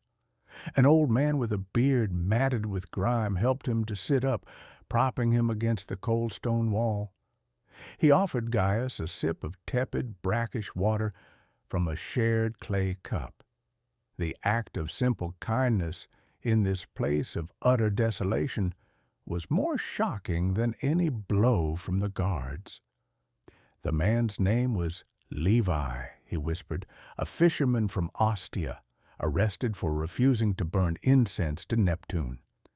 Another figure shifted in the gloom, a young woman named Phoebe, whose husband had been martyred the month before. One by one, they shared their stories, their voices low and steady, not with despair, but with a quiet, unassailable certainty. They spoke not of their arrests or their tortures, but of their hope. They talked of a place where tears were wiped away, where pain was a forgotten memory, where they would see the face of their Savior.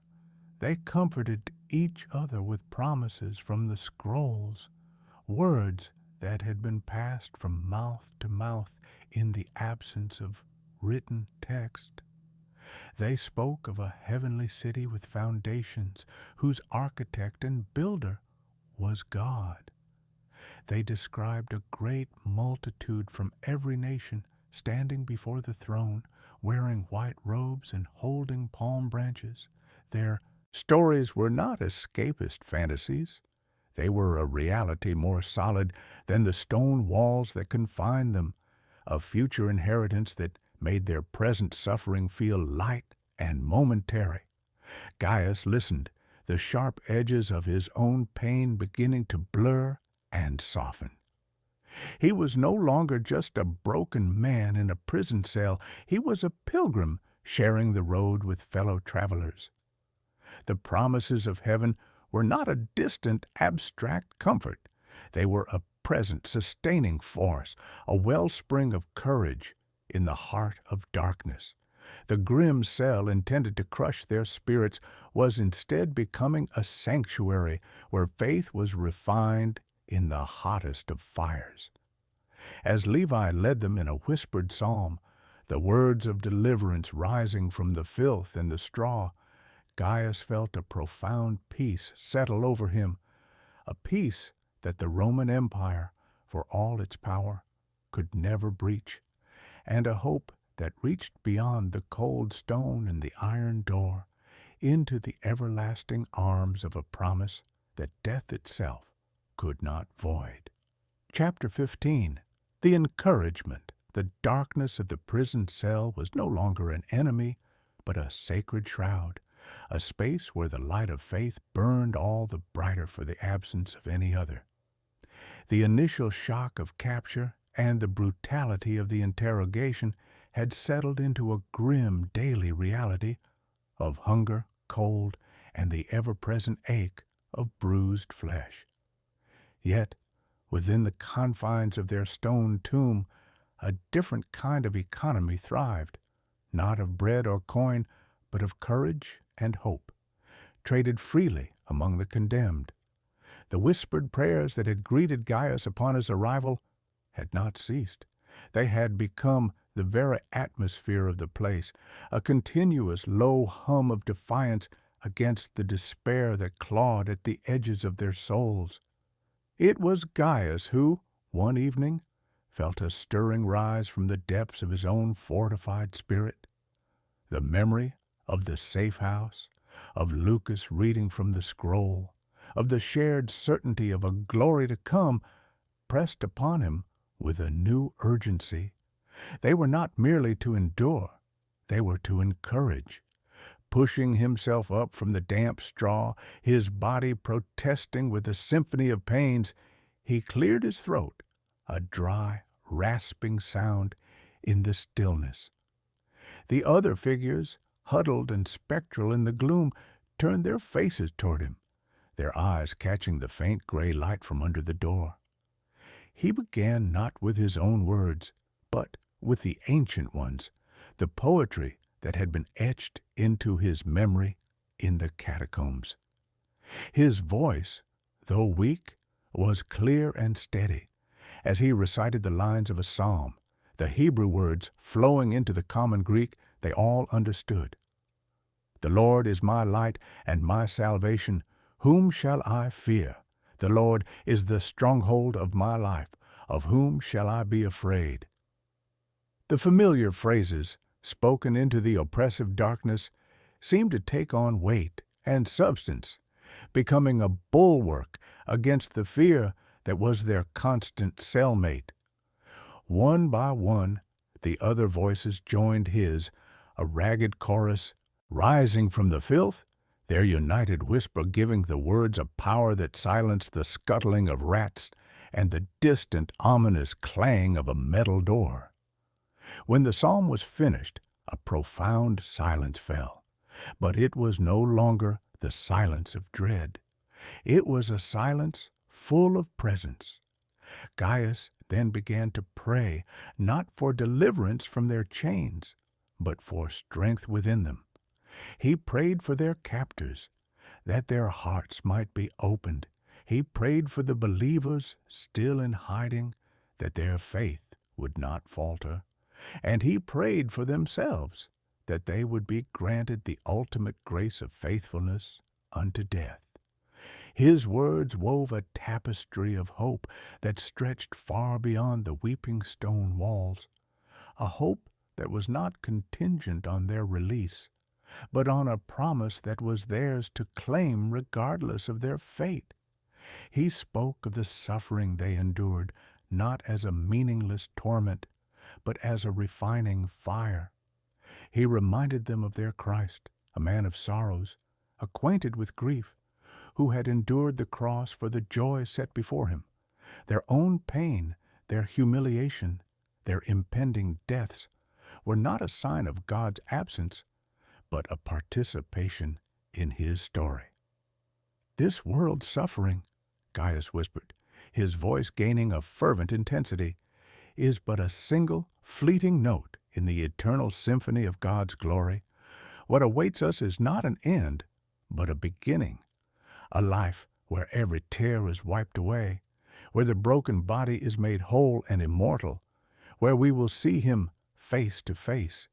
Our hope is not in escaping this cell, but in the unshakable kingdom that awaits us on the other side of the grave."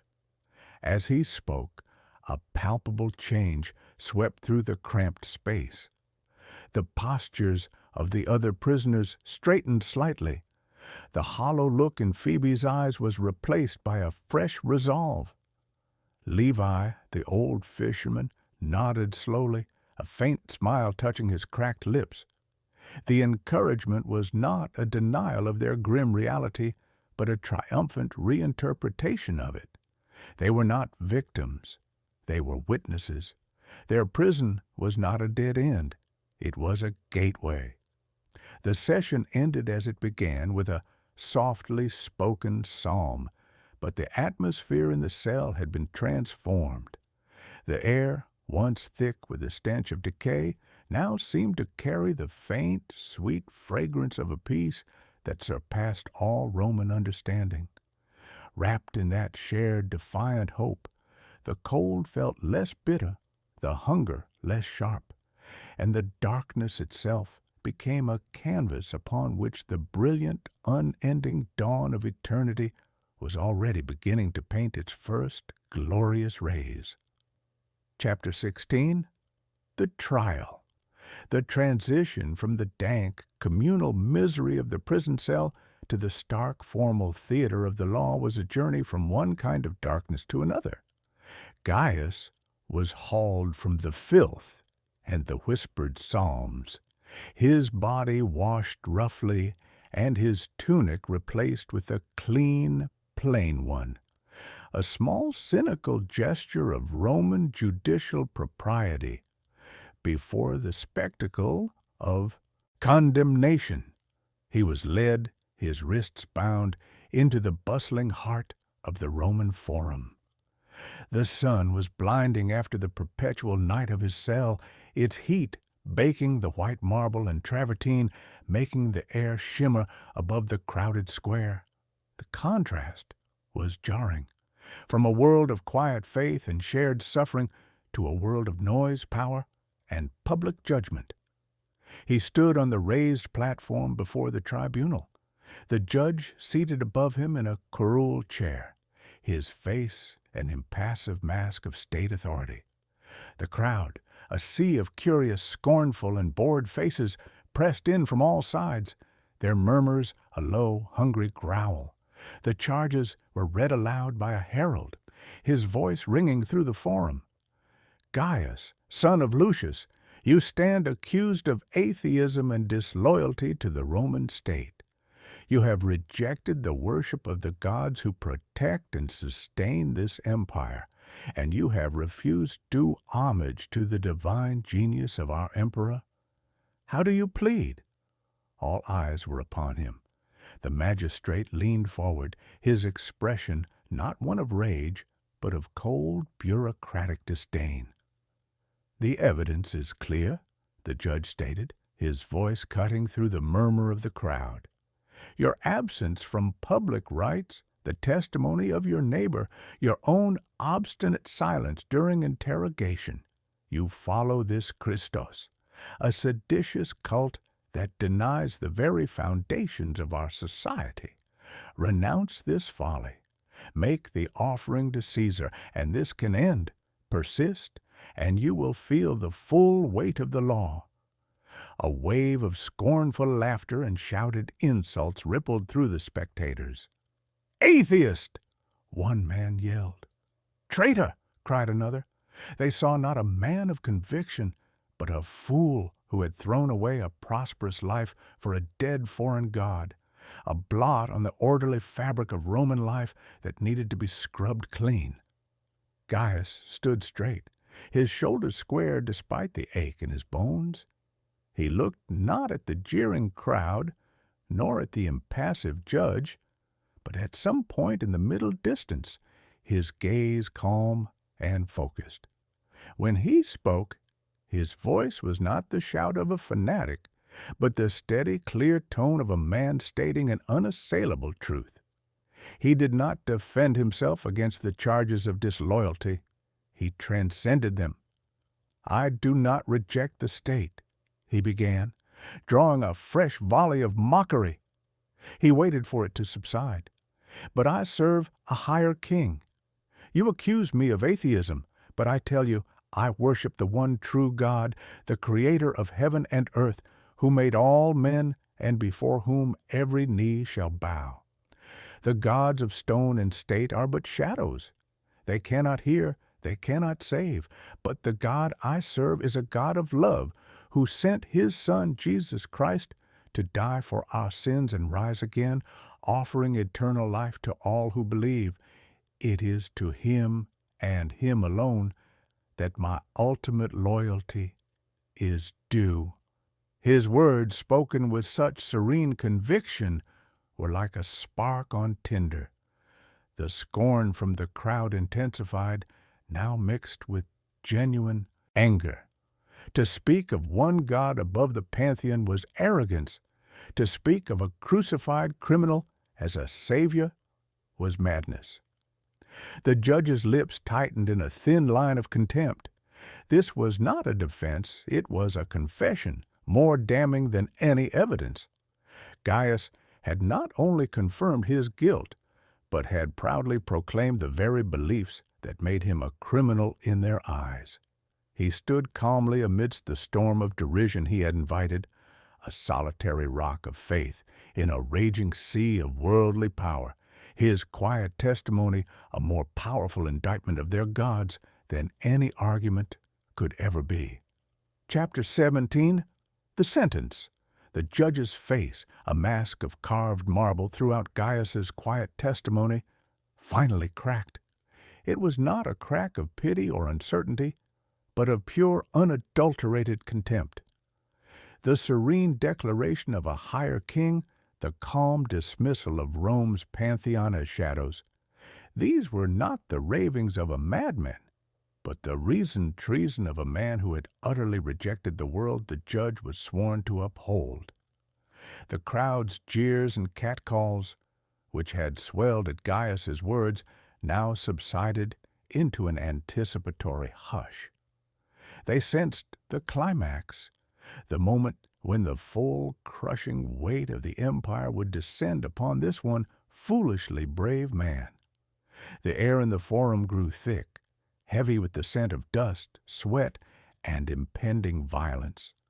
The judge rose from his curule chair, a slow, deliberate motion meant to command every eye.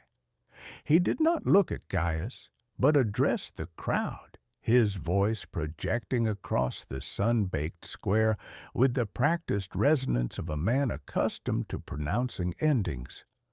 "Gaius, son of Lucius," he began, each word falling like a hammer blow, "you have been heard. You have not only confirmed your guilt, but have proudly boasted of your disloyalty. You have spat upon the gods who gave Rome the world, and have pledged your soul to a dead sorcerer from a conquered province. Your crime is not one of simple error, but of a poisoned will. You are a cancer within the body of the state, and a cancer must be cut out, publicly and decisively, so that others may see the cost of such corruption." He paused, letting the silence stretch, allowing the imagery of disease and amputation to fester in the minds of the spectators. Then he delivered the verdict, his voice cold and sharp as a surgeon's blade. "Therefore, it is the judgment of this court that you are an enemy of the Roman people and a traitor to the divine Augustus. You are condemned to death. In 3 days' time you will be taken to the Flavian amphitheater, stripped of your garments and exposed to the wild beasts. Let your blood be a spectacle for the citizens you have betrayed, and let your dying cries be a warning to any who would follow your path of sedition and atheism. So the state is purified." A roar of approval erupted from the crowd, a savage, guttural sound of bloodlust and relief. It was the sound of a community reaffirming its own identity by violently expelling the other. They saw not a man, but an object lesson, a piece of human refuse to be disposed of in the most entertaining way possible. Through the din, Gaius stood motionless. The sentence, so horrific in its specifics, the public shaming, the tearing of flesh, the agonizing death, did not produce in him the expected terror.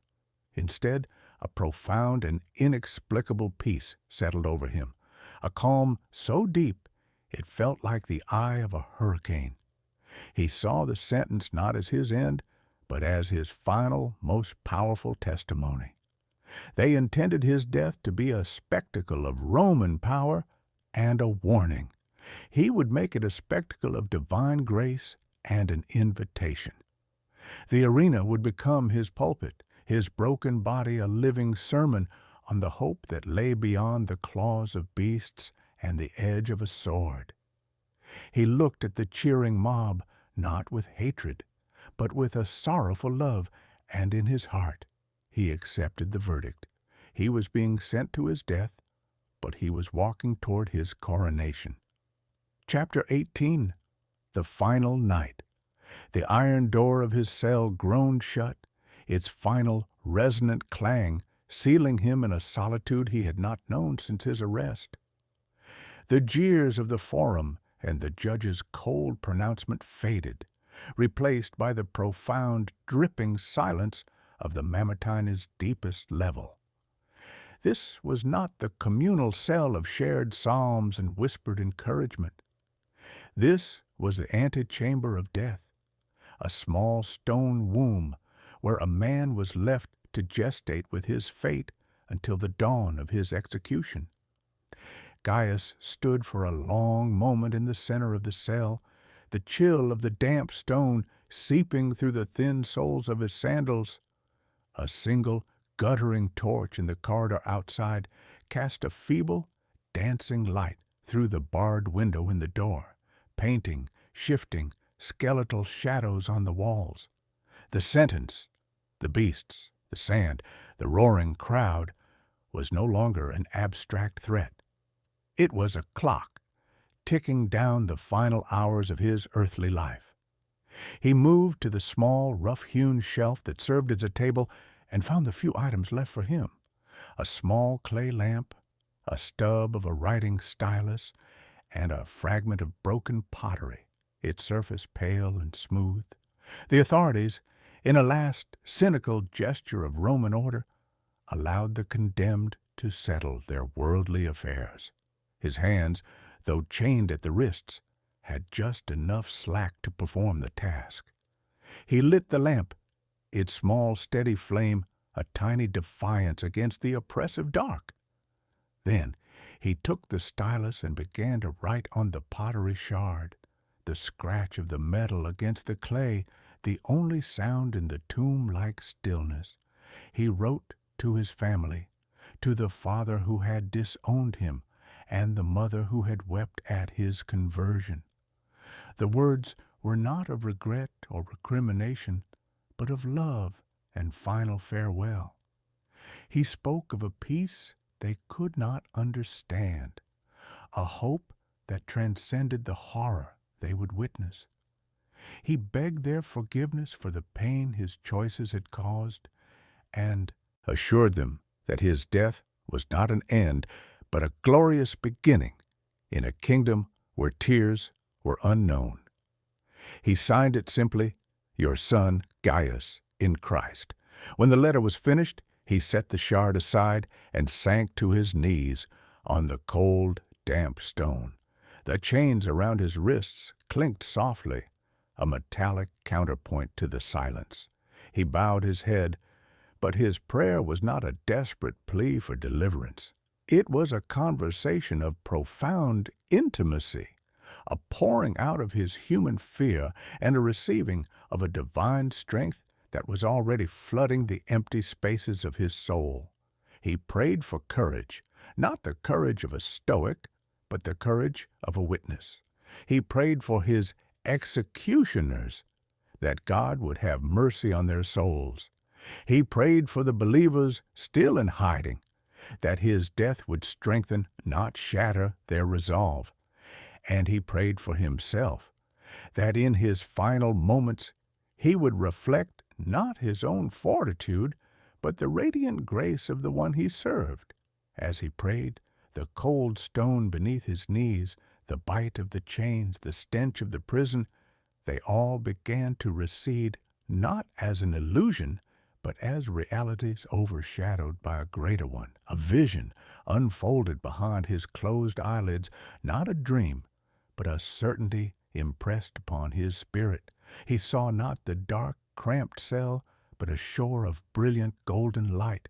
He saw a city, its foundations glowing with precious stones, its gates never shut, its streets filled with the sound of unending music and laughter that held no trace of sorrow.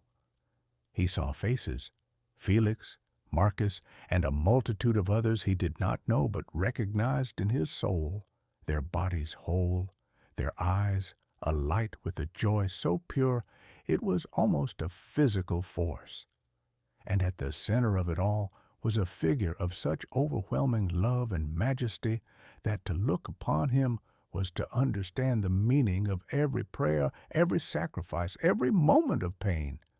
It was a vision of home, of the eternal life promised in the catacombs, now made vividly, tangibly real. A profound warmth spread through his chest, dispelling the prison's chill. The fear that had been a constant companion since his arrest evaporated like mist under a blazing sun. It was not that the terror of the arena was gone, it was that it no longer had any power over him. He saw the lions, the sand, the screaming mob as a fleeting shadow on the threshold of an unending dawn. He rose from his knees, the chains feeling now not like instruments of bondage, but like the final earthly weights he would soon cast off. He lay down on the thin pallet of straw, the pottery shard containing his farewell held close to his heart. The single flame of the lamp flickered, a tiny brave star in the immense darkness. But Gaius did not see the darkness any more. He closed his eyes, and the vision of the golden city filled his being. The final night held no terror for him. It was simply the last, quiet watch before the eternal morning. Chapter 19. The arena, the roar of the crowd, was a physical force, a tidal wave of sound that began the moment the heavy iron gate groaned open, flooding the dark tunnel with the blinding white light of the Roman sun.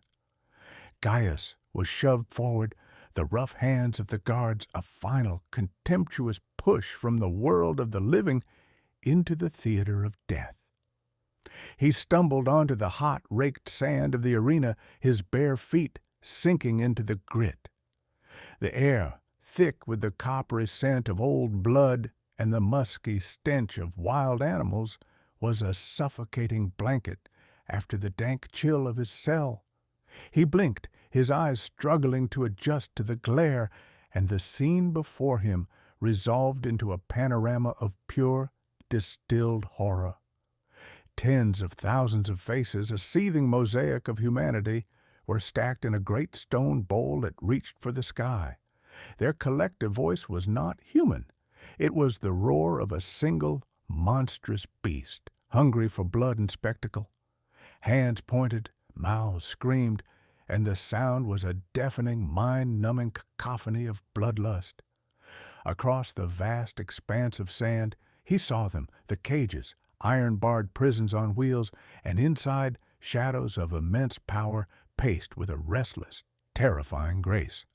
A lion, its tawny mane a golden halo around a face of primal fury, threw its massive head back and let out a roar that vibrated through the very sand beneath Gaius's feet. It was a sound from the wilderness, a promise of rending flesh and splintering bone. His heart hammered against his ribs, a frantic, trapped bird. Every instinct screamed at him to run, to cower, to find a corner of the arena where the end might be delayed by a few precious seconds. The sheer scale of the hatred focused upon him was overwhelming, a weight that threatened to crush his spirit before a single claw could touch his skin. He was alone, a single, defenseless man standing against the gathered might of Rome and the raw fury of nature. This was the end that had been promised, the final, brutal punctuation to his story. But as he stood there, the focus of so much violent energy, a profound shift occurred within him. He closed his eyes, shutting out the screaming faces, the pacing beasts, the mocking gladiators who stood at the ready. He turned his gaze inward to the quiet, fortified place his faith had built. The noise of the arena faded, becoming a distant storm, and in the center of that storm he found a perfect, unassailable silence. He did not pray for deliverance. He did not beg for his life. His prayer was simpler, more profound. It was a single, silent word, a name exhaled from the deepest part of his soul. Jesus. And in that moment, he felt it. Not a physical presence, but a certainty that flooded his being, a warmth that had nothing to do with the sun beating down on his bare shoulders. It was the same peace he had felt in the catacombs, the same strength that had sustained him under torture, the same hope that had illuminated his prison cell. It was the presence of God, not as a distant observer, but as a shield and a comforter standing with him in the sand.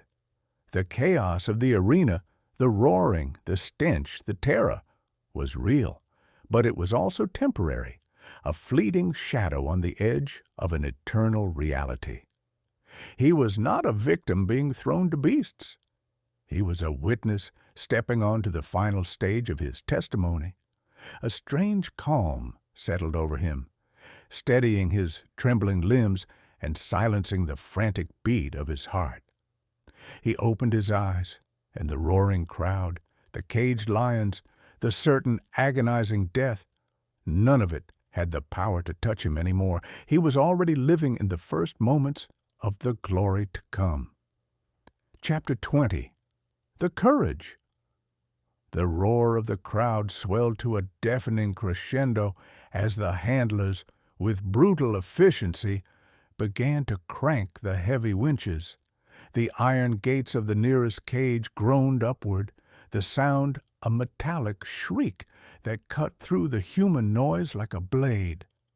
For a moment there was only the dark opening and the tense, coiled silence of the beast within. Then, with a fluid, terrifying power, the lion emerged.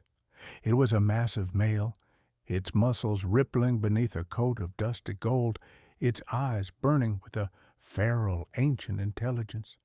It paused on the threshold of its cage, its great head swinging slowly, taking in the vast space, the scent of fear, the single unarmed figure standing alone in the center of the sand.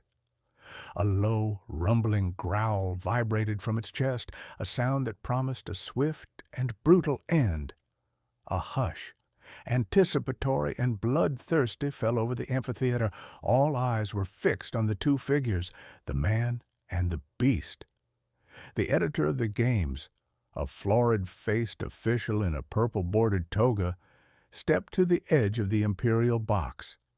He raised his hand, not to stop the spectacle, but to offer one last theatrical chance for recantation, a final twist of the knife for the audience's delight.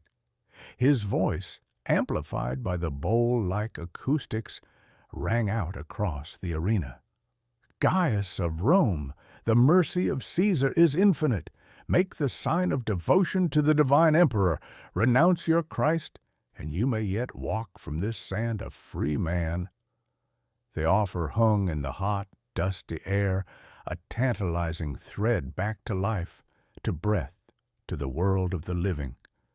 It was a cruel gambit, designed to break a man's spirit at the very last second, to show that even the most steadfast faith could crumble before the primal fear of being torn apart. The crowd leaned forward, eager to see the inevitable collapse, the desperate pleading, the final humiliating surrender. Gaius did not look at the official. His gaze was fixed on the lion, which had begun to pad slowly toward him, its powerful shoulders rolling with each step, its tail twitching. He saw the dust puff around its paws, saw the focused intensity in its yellow eyes. He felt the immense, predatory presence of the animal, a force of nature designed for killing. But the fear that should have paralyzed him was gone, burned away by a fire of conviction that was brighter than the Roman sun. This was the moment. This was the testimony for which he had been prepared in the catacombs, the prison, and the courtroom. He would not deny the name that had given his life meaning. He took a deep breath, filling his lungs not with the arena's foul air, but with the spirit of the God he served. And then, as the lion gathered itself to spring, Gaius did not cry out in terror. He did not beg for mercy. Instead, he lifted his face toward the searing blue sky, his voice rising clear and unshaken, a solitary peal of triumph in the face of annihilation. I am a Christian. Jesus Christ is Lord. Into your hands I commit my spirit. The words, shouted with a power that belied his battered frame, echoed across the stunned silence of the amphitheater. It was not a scream of defiance, but a proclamation of victory. The sheer, impossible courage of it stole the breath from the crowd. The jeers and catcalls died in their throats. For a heartbeat, there was no sound but the echo of his confession and the low growl of the beast. In that suspended moment, hidden in the shadowed arches and among the common seats, other hearts beat in frantic, fearful rhythm. Believers, disguised in the crowd, felt their own faith surge, galvanized by the stunning bravery of their brother. They saw not a victim, but a conqueror, his spirit already soaring beyond the reach of tooth and claw. The lion leapt, a blur of tawny muscle and fury, but the final earthly sound from Gaius's lips was not a scream of pain, but the name of his Savior, a testament of courage that would echo long after the sand had been raked clean. Chapter 21. The Martyrdom. The impact was not a single event, but a cataclysm of tearing and breaking, a brutal symphony of nature's most efficient violence. The lion's charge was a thunderclap of muscle and momentum, its full weight slamming into Gaius and driving him to the sand with a force that expelled all air from his lungs in a silent, agonized rush. Claws like iron hooks dug deep, shredding skin and muscle with a sound like ripping linen. The beast's immense jaws, designed to crush the spine of a buffalo, closed around his shoulder, and the crack of bone was a sickeningly sharp report that cut through the crowd's collective gasp. A spray of crimson arced through the dusty air, painting the golden sand with the vivid, shocking color of sacrifice. Yet, through the storm of unimaginable agony, a prayer formed on Gaius's lips, a whisper that was more breath than sound, a final exhalation of a soul already detaching from its broken vessel. It was not a plea for the pain to cease, nor a curse upon his tormentors. It was the same simple, foundational prayer he had learned in the catacombs, the words of his Lord in the moment of his own ultimate sacrifice. Father, into your hands. The rest was lost, not in a scream, but in the wet, tearing sounds of the lion feeding. But the intent, the surrender, the unwavering trust was complete. His eyes, which had moments before been fixed on the heavens, remained open, but they no longer saw the blinding sun or the frenzied beast. They were gazing upon a different reality, the golden city of his vision, its gates swinging wide to welcome a faithful son home. The spectacle, intended to be a brutal reaffirmation of Roman power and a warning to any who would defy the state's gods, transformed in its final, bloody moments. The initial roar of the crowd, a savage cheer for the first spill of blood, faltered and died. The sheer, stark contrast between the animal fury of the lion and the profound, peaceful surrender of the man created a pocket of stunned silence within the vast amphitheater. They had come for a show of terror, but they had witnessed a demonstration of something far more powerful. something their philosophy had no name for. The broken body on the sand was not a defeated man, it was a seed falling into the earth. In the shadows of the archways, where the believers stood disguised among the spectators, sorrow was a sharp, physical pain. Tears streamed down the face of the young mother who clutched the sleeping infant for whom Gaius had once prayed.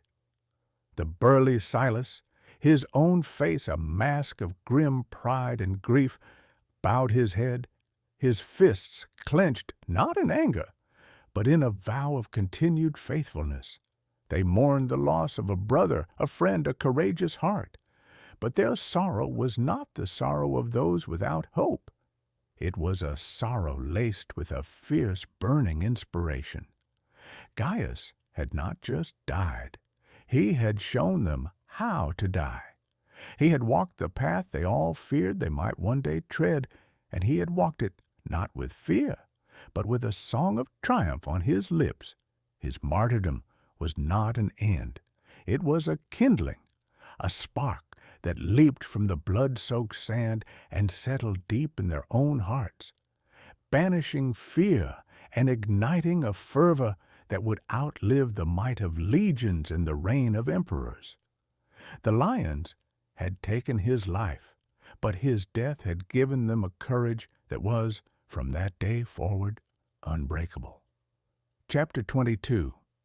The aftermath, the news of Gaius's martyrdom, traveled through the underground channels of the Christian community, not as a shock, but as a solemn, expected confirmation. It was a story whispered in the dim light of oil lamps, passed from one believer to another with a mixture of profound grief and fierce, unyielding pride. There were no public lamentations, no procession of mourners through the city's streets. Their grief was a secret thing, nursed in the hidden places, in the back rooms of sympathetic shops, in the quiet corners of crowded insulae, and in the ever deeper, more carefully guarded catacombs. They gathered in a new, hastily established safe house, a cramped space beneath a bakery, the air thick with the scent of yeast and sorrow. The atmosphere was heavy, eyes red-rimmed and downcast, but the silence was not one of despair. It was the silence of a vow being silently renewed, a promise etched on every heart to continue the work for which their brother had given his life. They would worship, they would love, they would endure. To do anything less would be to make a mockery of Gaius's sacrifice. In the days that followed, a quiet, sacred ritual of remembrance and solidarity began. A trusted elder, a woman named Tabitha, who had once been a wealthy matron before her conversion, was given the dangerous task of retrieving Gaius's few remaining possessions. Before his arrest, he had managed to secure a small chest with a trusted, non-believing servant, paying the man handsomely for his silence. The chest contained no gold or jewels, only the humble remnants of his former life. A few spare tunics of good quality, a merchant's scales, a silver signet ring bearing his family's crest, and a small leather-bound journal, filled not with business accounts, but with his private prayers and reflections from his earliest days as a believer. These items, once symbols of a life he had willingly left behind, now became tokens of his legacy, sacred relics of a faith that had cost him everything. Under Tabitha's gentle but firm direction, the community enacted the most practical and poignant expression of their love.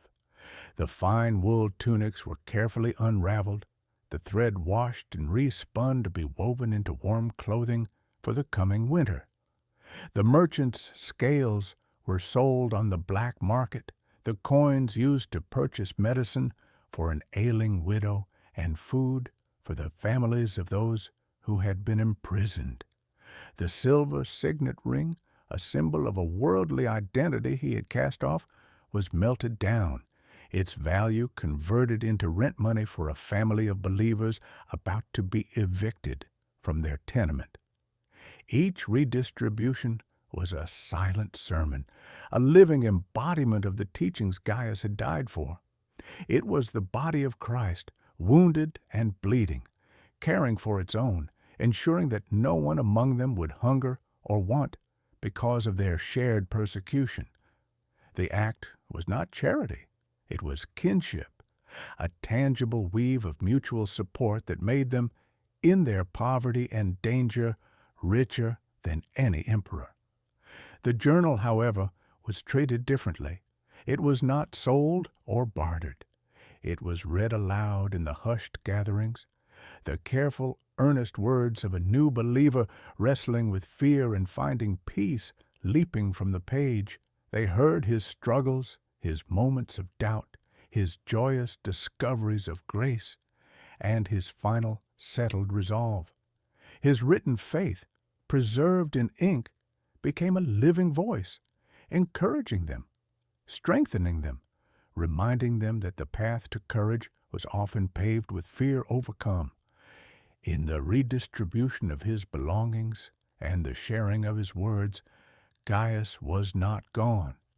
His sacrifice had been woven into the very fabric of their community, a thread of golden courage in the dark tapestry of their persecution. His death in the public arena had been a solitary testimony, but his aftermath in the secret loving acts of his brothers and sisters was a chorus of continued faith, a quiet, unbreakable vow that the light he had died for would never be extinguished. Chapter 23, The Legacy.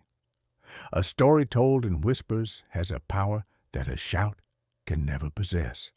It slinks past guarded gates and filters through keyholes, carried on the breath of slaves and merchants, bakers and soldiers' wives. It does not demand belief, but gently insinuates itself into the cracks of a weary soul, taking root in the fertile soil of quiet desperation. So it was with the story of Gaius. The official record of the games would have listed him as just another criminal, another atheist traitor purged from the body of the state, his name a brief, forgotten entry in a ledger of death. But the story the people told was different. It was not a story of crime and punishment, but of a merchant who had everything and traded it all for a truth he would not deny, even as the beasts tore him apart. It was a story of a courage that was not of this world, a peace that laughed in the face of terror, a hope that reached beyond the bloody sand of the arena into a glory unseen.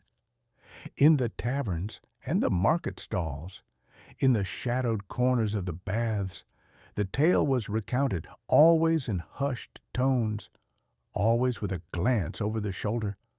Men who had cheered the lion's first strike now found themselves haunted by the memory of the victim's calm voice, his unwavering proclamation. They spoke of it not as the defiance of a criminal, but as the testimony of a man who knew a secret they did not. Skeptics who had dismissed the Christians as deluded fools found their certainty shaken. What manner of delusion could produce such fortitude? What empty hope could make a man embrace a horrific death with a prayer of thanks on his lips? The story did not argue. It simply was a stubborn, inconvenient fact that refused to be explained away by Roman logic or pagan philosophy. And in the hearts of some who heard it, a small, dangerous ember of curiosity began to glow, a yearning for the peace that could conquer such fear. For the beleaguered Christian community, Gaius's story was more than a source of inspiration. It was a weapon and a shield. In their secret gatherings, his name was spoken with reverence, not as a saint to be worshipped, but as a brother whose journey had illuminated their own path. When fear threatened to paralyze a new believer, the elders would whisper, "Remember Gaius in the arena." When the temptation to recant grew strong under the pressure of interrogation, the memory of his steadfast confession became a fortress for the soul. His life and death became the ultimate answer to the question of why they endured. He was the living and dying proof that their faith was not a philosophy to be discussed, but a reality to be lived, a hope so real it could transform the agony of a public execution into a coronation. He was their symbol, their standard-bearer, a constant reminder that the worst the world could do was but a fleeting prelude to the best God had promised. His legacy was not carved in marble or inscribed on a monument. It was written on human hearts. It was in the slave girl who, hearing the story, dared to believe that her soul was as valuable as an emperor's. It was in the cynical soldier who, after a lifetime of enforcing the state's will, began to question the gods he served. It was in the mother who, facing the threat of losing her children, found a strength she did not know she possessed. The story of the merchant who found a treasure greater than all his wealth, and a king greater than Caesar, spread through Rome like a subterranean river, silent, persistent, and life-giving. Gaius was gone, but his legacy of unwavering hope flourished in the dark, a forest of faith growing from the single seed of his martyrdom, its roots reaching deep into the eternal, its branches straining toward the light. Chapter 24. The Hope. The memory of Gaius did not fade with the raking of the sand or the fading of the bloodstains in the arena. Instead, it crystallized, becoming a fixed point of reference in the turbulent sea of fear and faith that was the life of an early Christian. In the cold pre-dawn hours, as believers gathered in yet another hidden cellar, the story was not merely recounted, it was breathed in like air, a necessary sustenance for souls living under the shadow of the cross. They remembered not just the horror of his death, but the luminous peace that had preceded it, the unwavering hope that had transformed a brutal execution into a triumphant passage. This was the hope that sustained them, a hope not of deliverance from suffering, but of glory through it. It was a hope that redefined reality itself, making the might of Rome and the roar of lions seem like fleeting shadows on the edge of an everlasting dawn. For those who faced the daily prospect of a similar fate, this was not a theological concept, but the very bedrock of their existence, the only thing that made the unbearable bearable. This hope was a costly jewel, paid for with tears and blood. It demanded everything, promising nothing of this world in return. It asked a man to look upon his own broken body, his lost family, his confiscated property, and call it gain.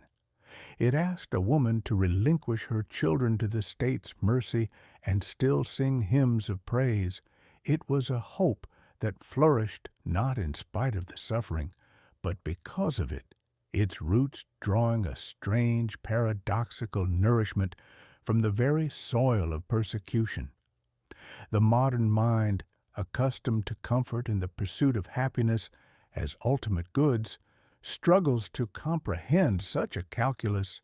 To appreciate the sacrifice of Gaius and the thousands like him is to attempt to understand a value system turned utterly upside down, where the greatest loss is to gain the world but forfeit the soul, and the greatest victory is to lose everything and gain Christ. The legacy of these early martyrs is a profound and unsettling challenge that echoes across the centuries. It calls into question the depth of a faith that has never cost anything, the strength of a hope that has never been tested by fire. It asks whether the modern believer, nestled in safety and freedom, possesses the same unshakable conviction in the promise of eternity, or if that hope has become a comfortable accessory to a life still fundamentally rooted in this world.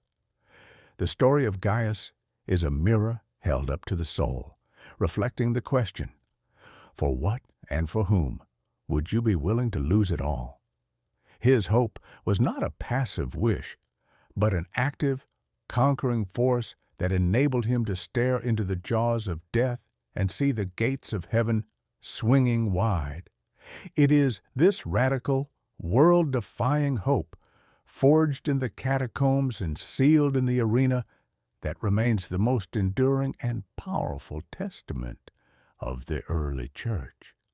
A hope as alive and as demanding today as it was on the sun-baked sand of the Flavian amphitheater.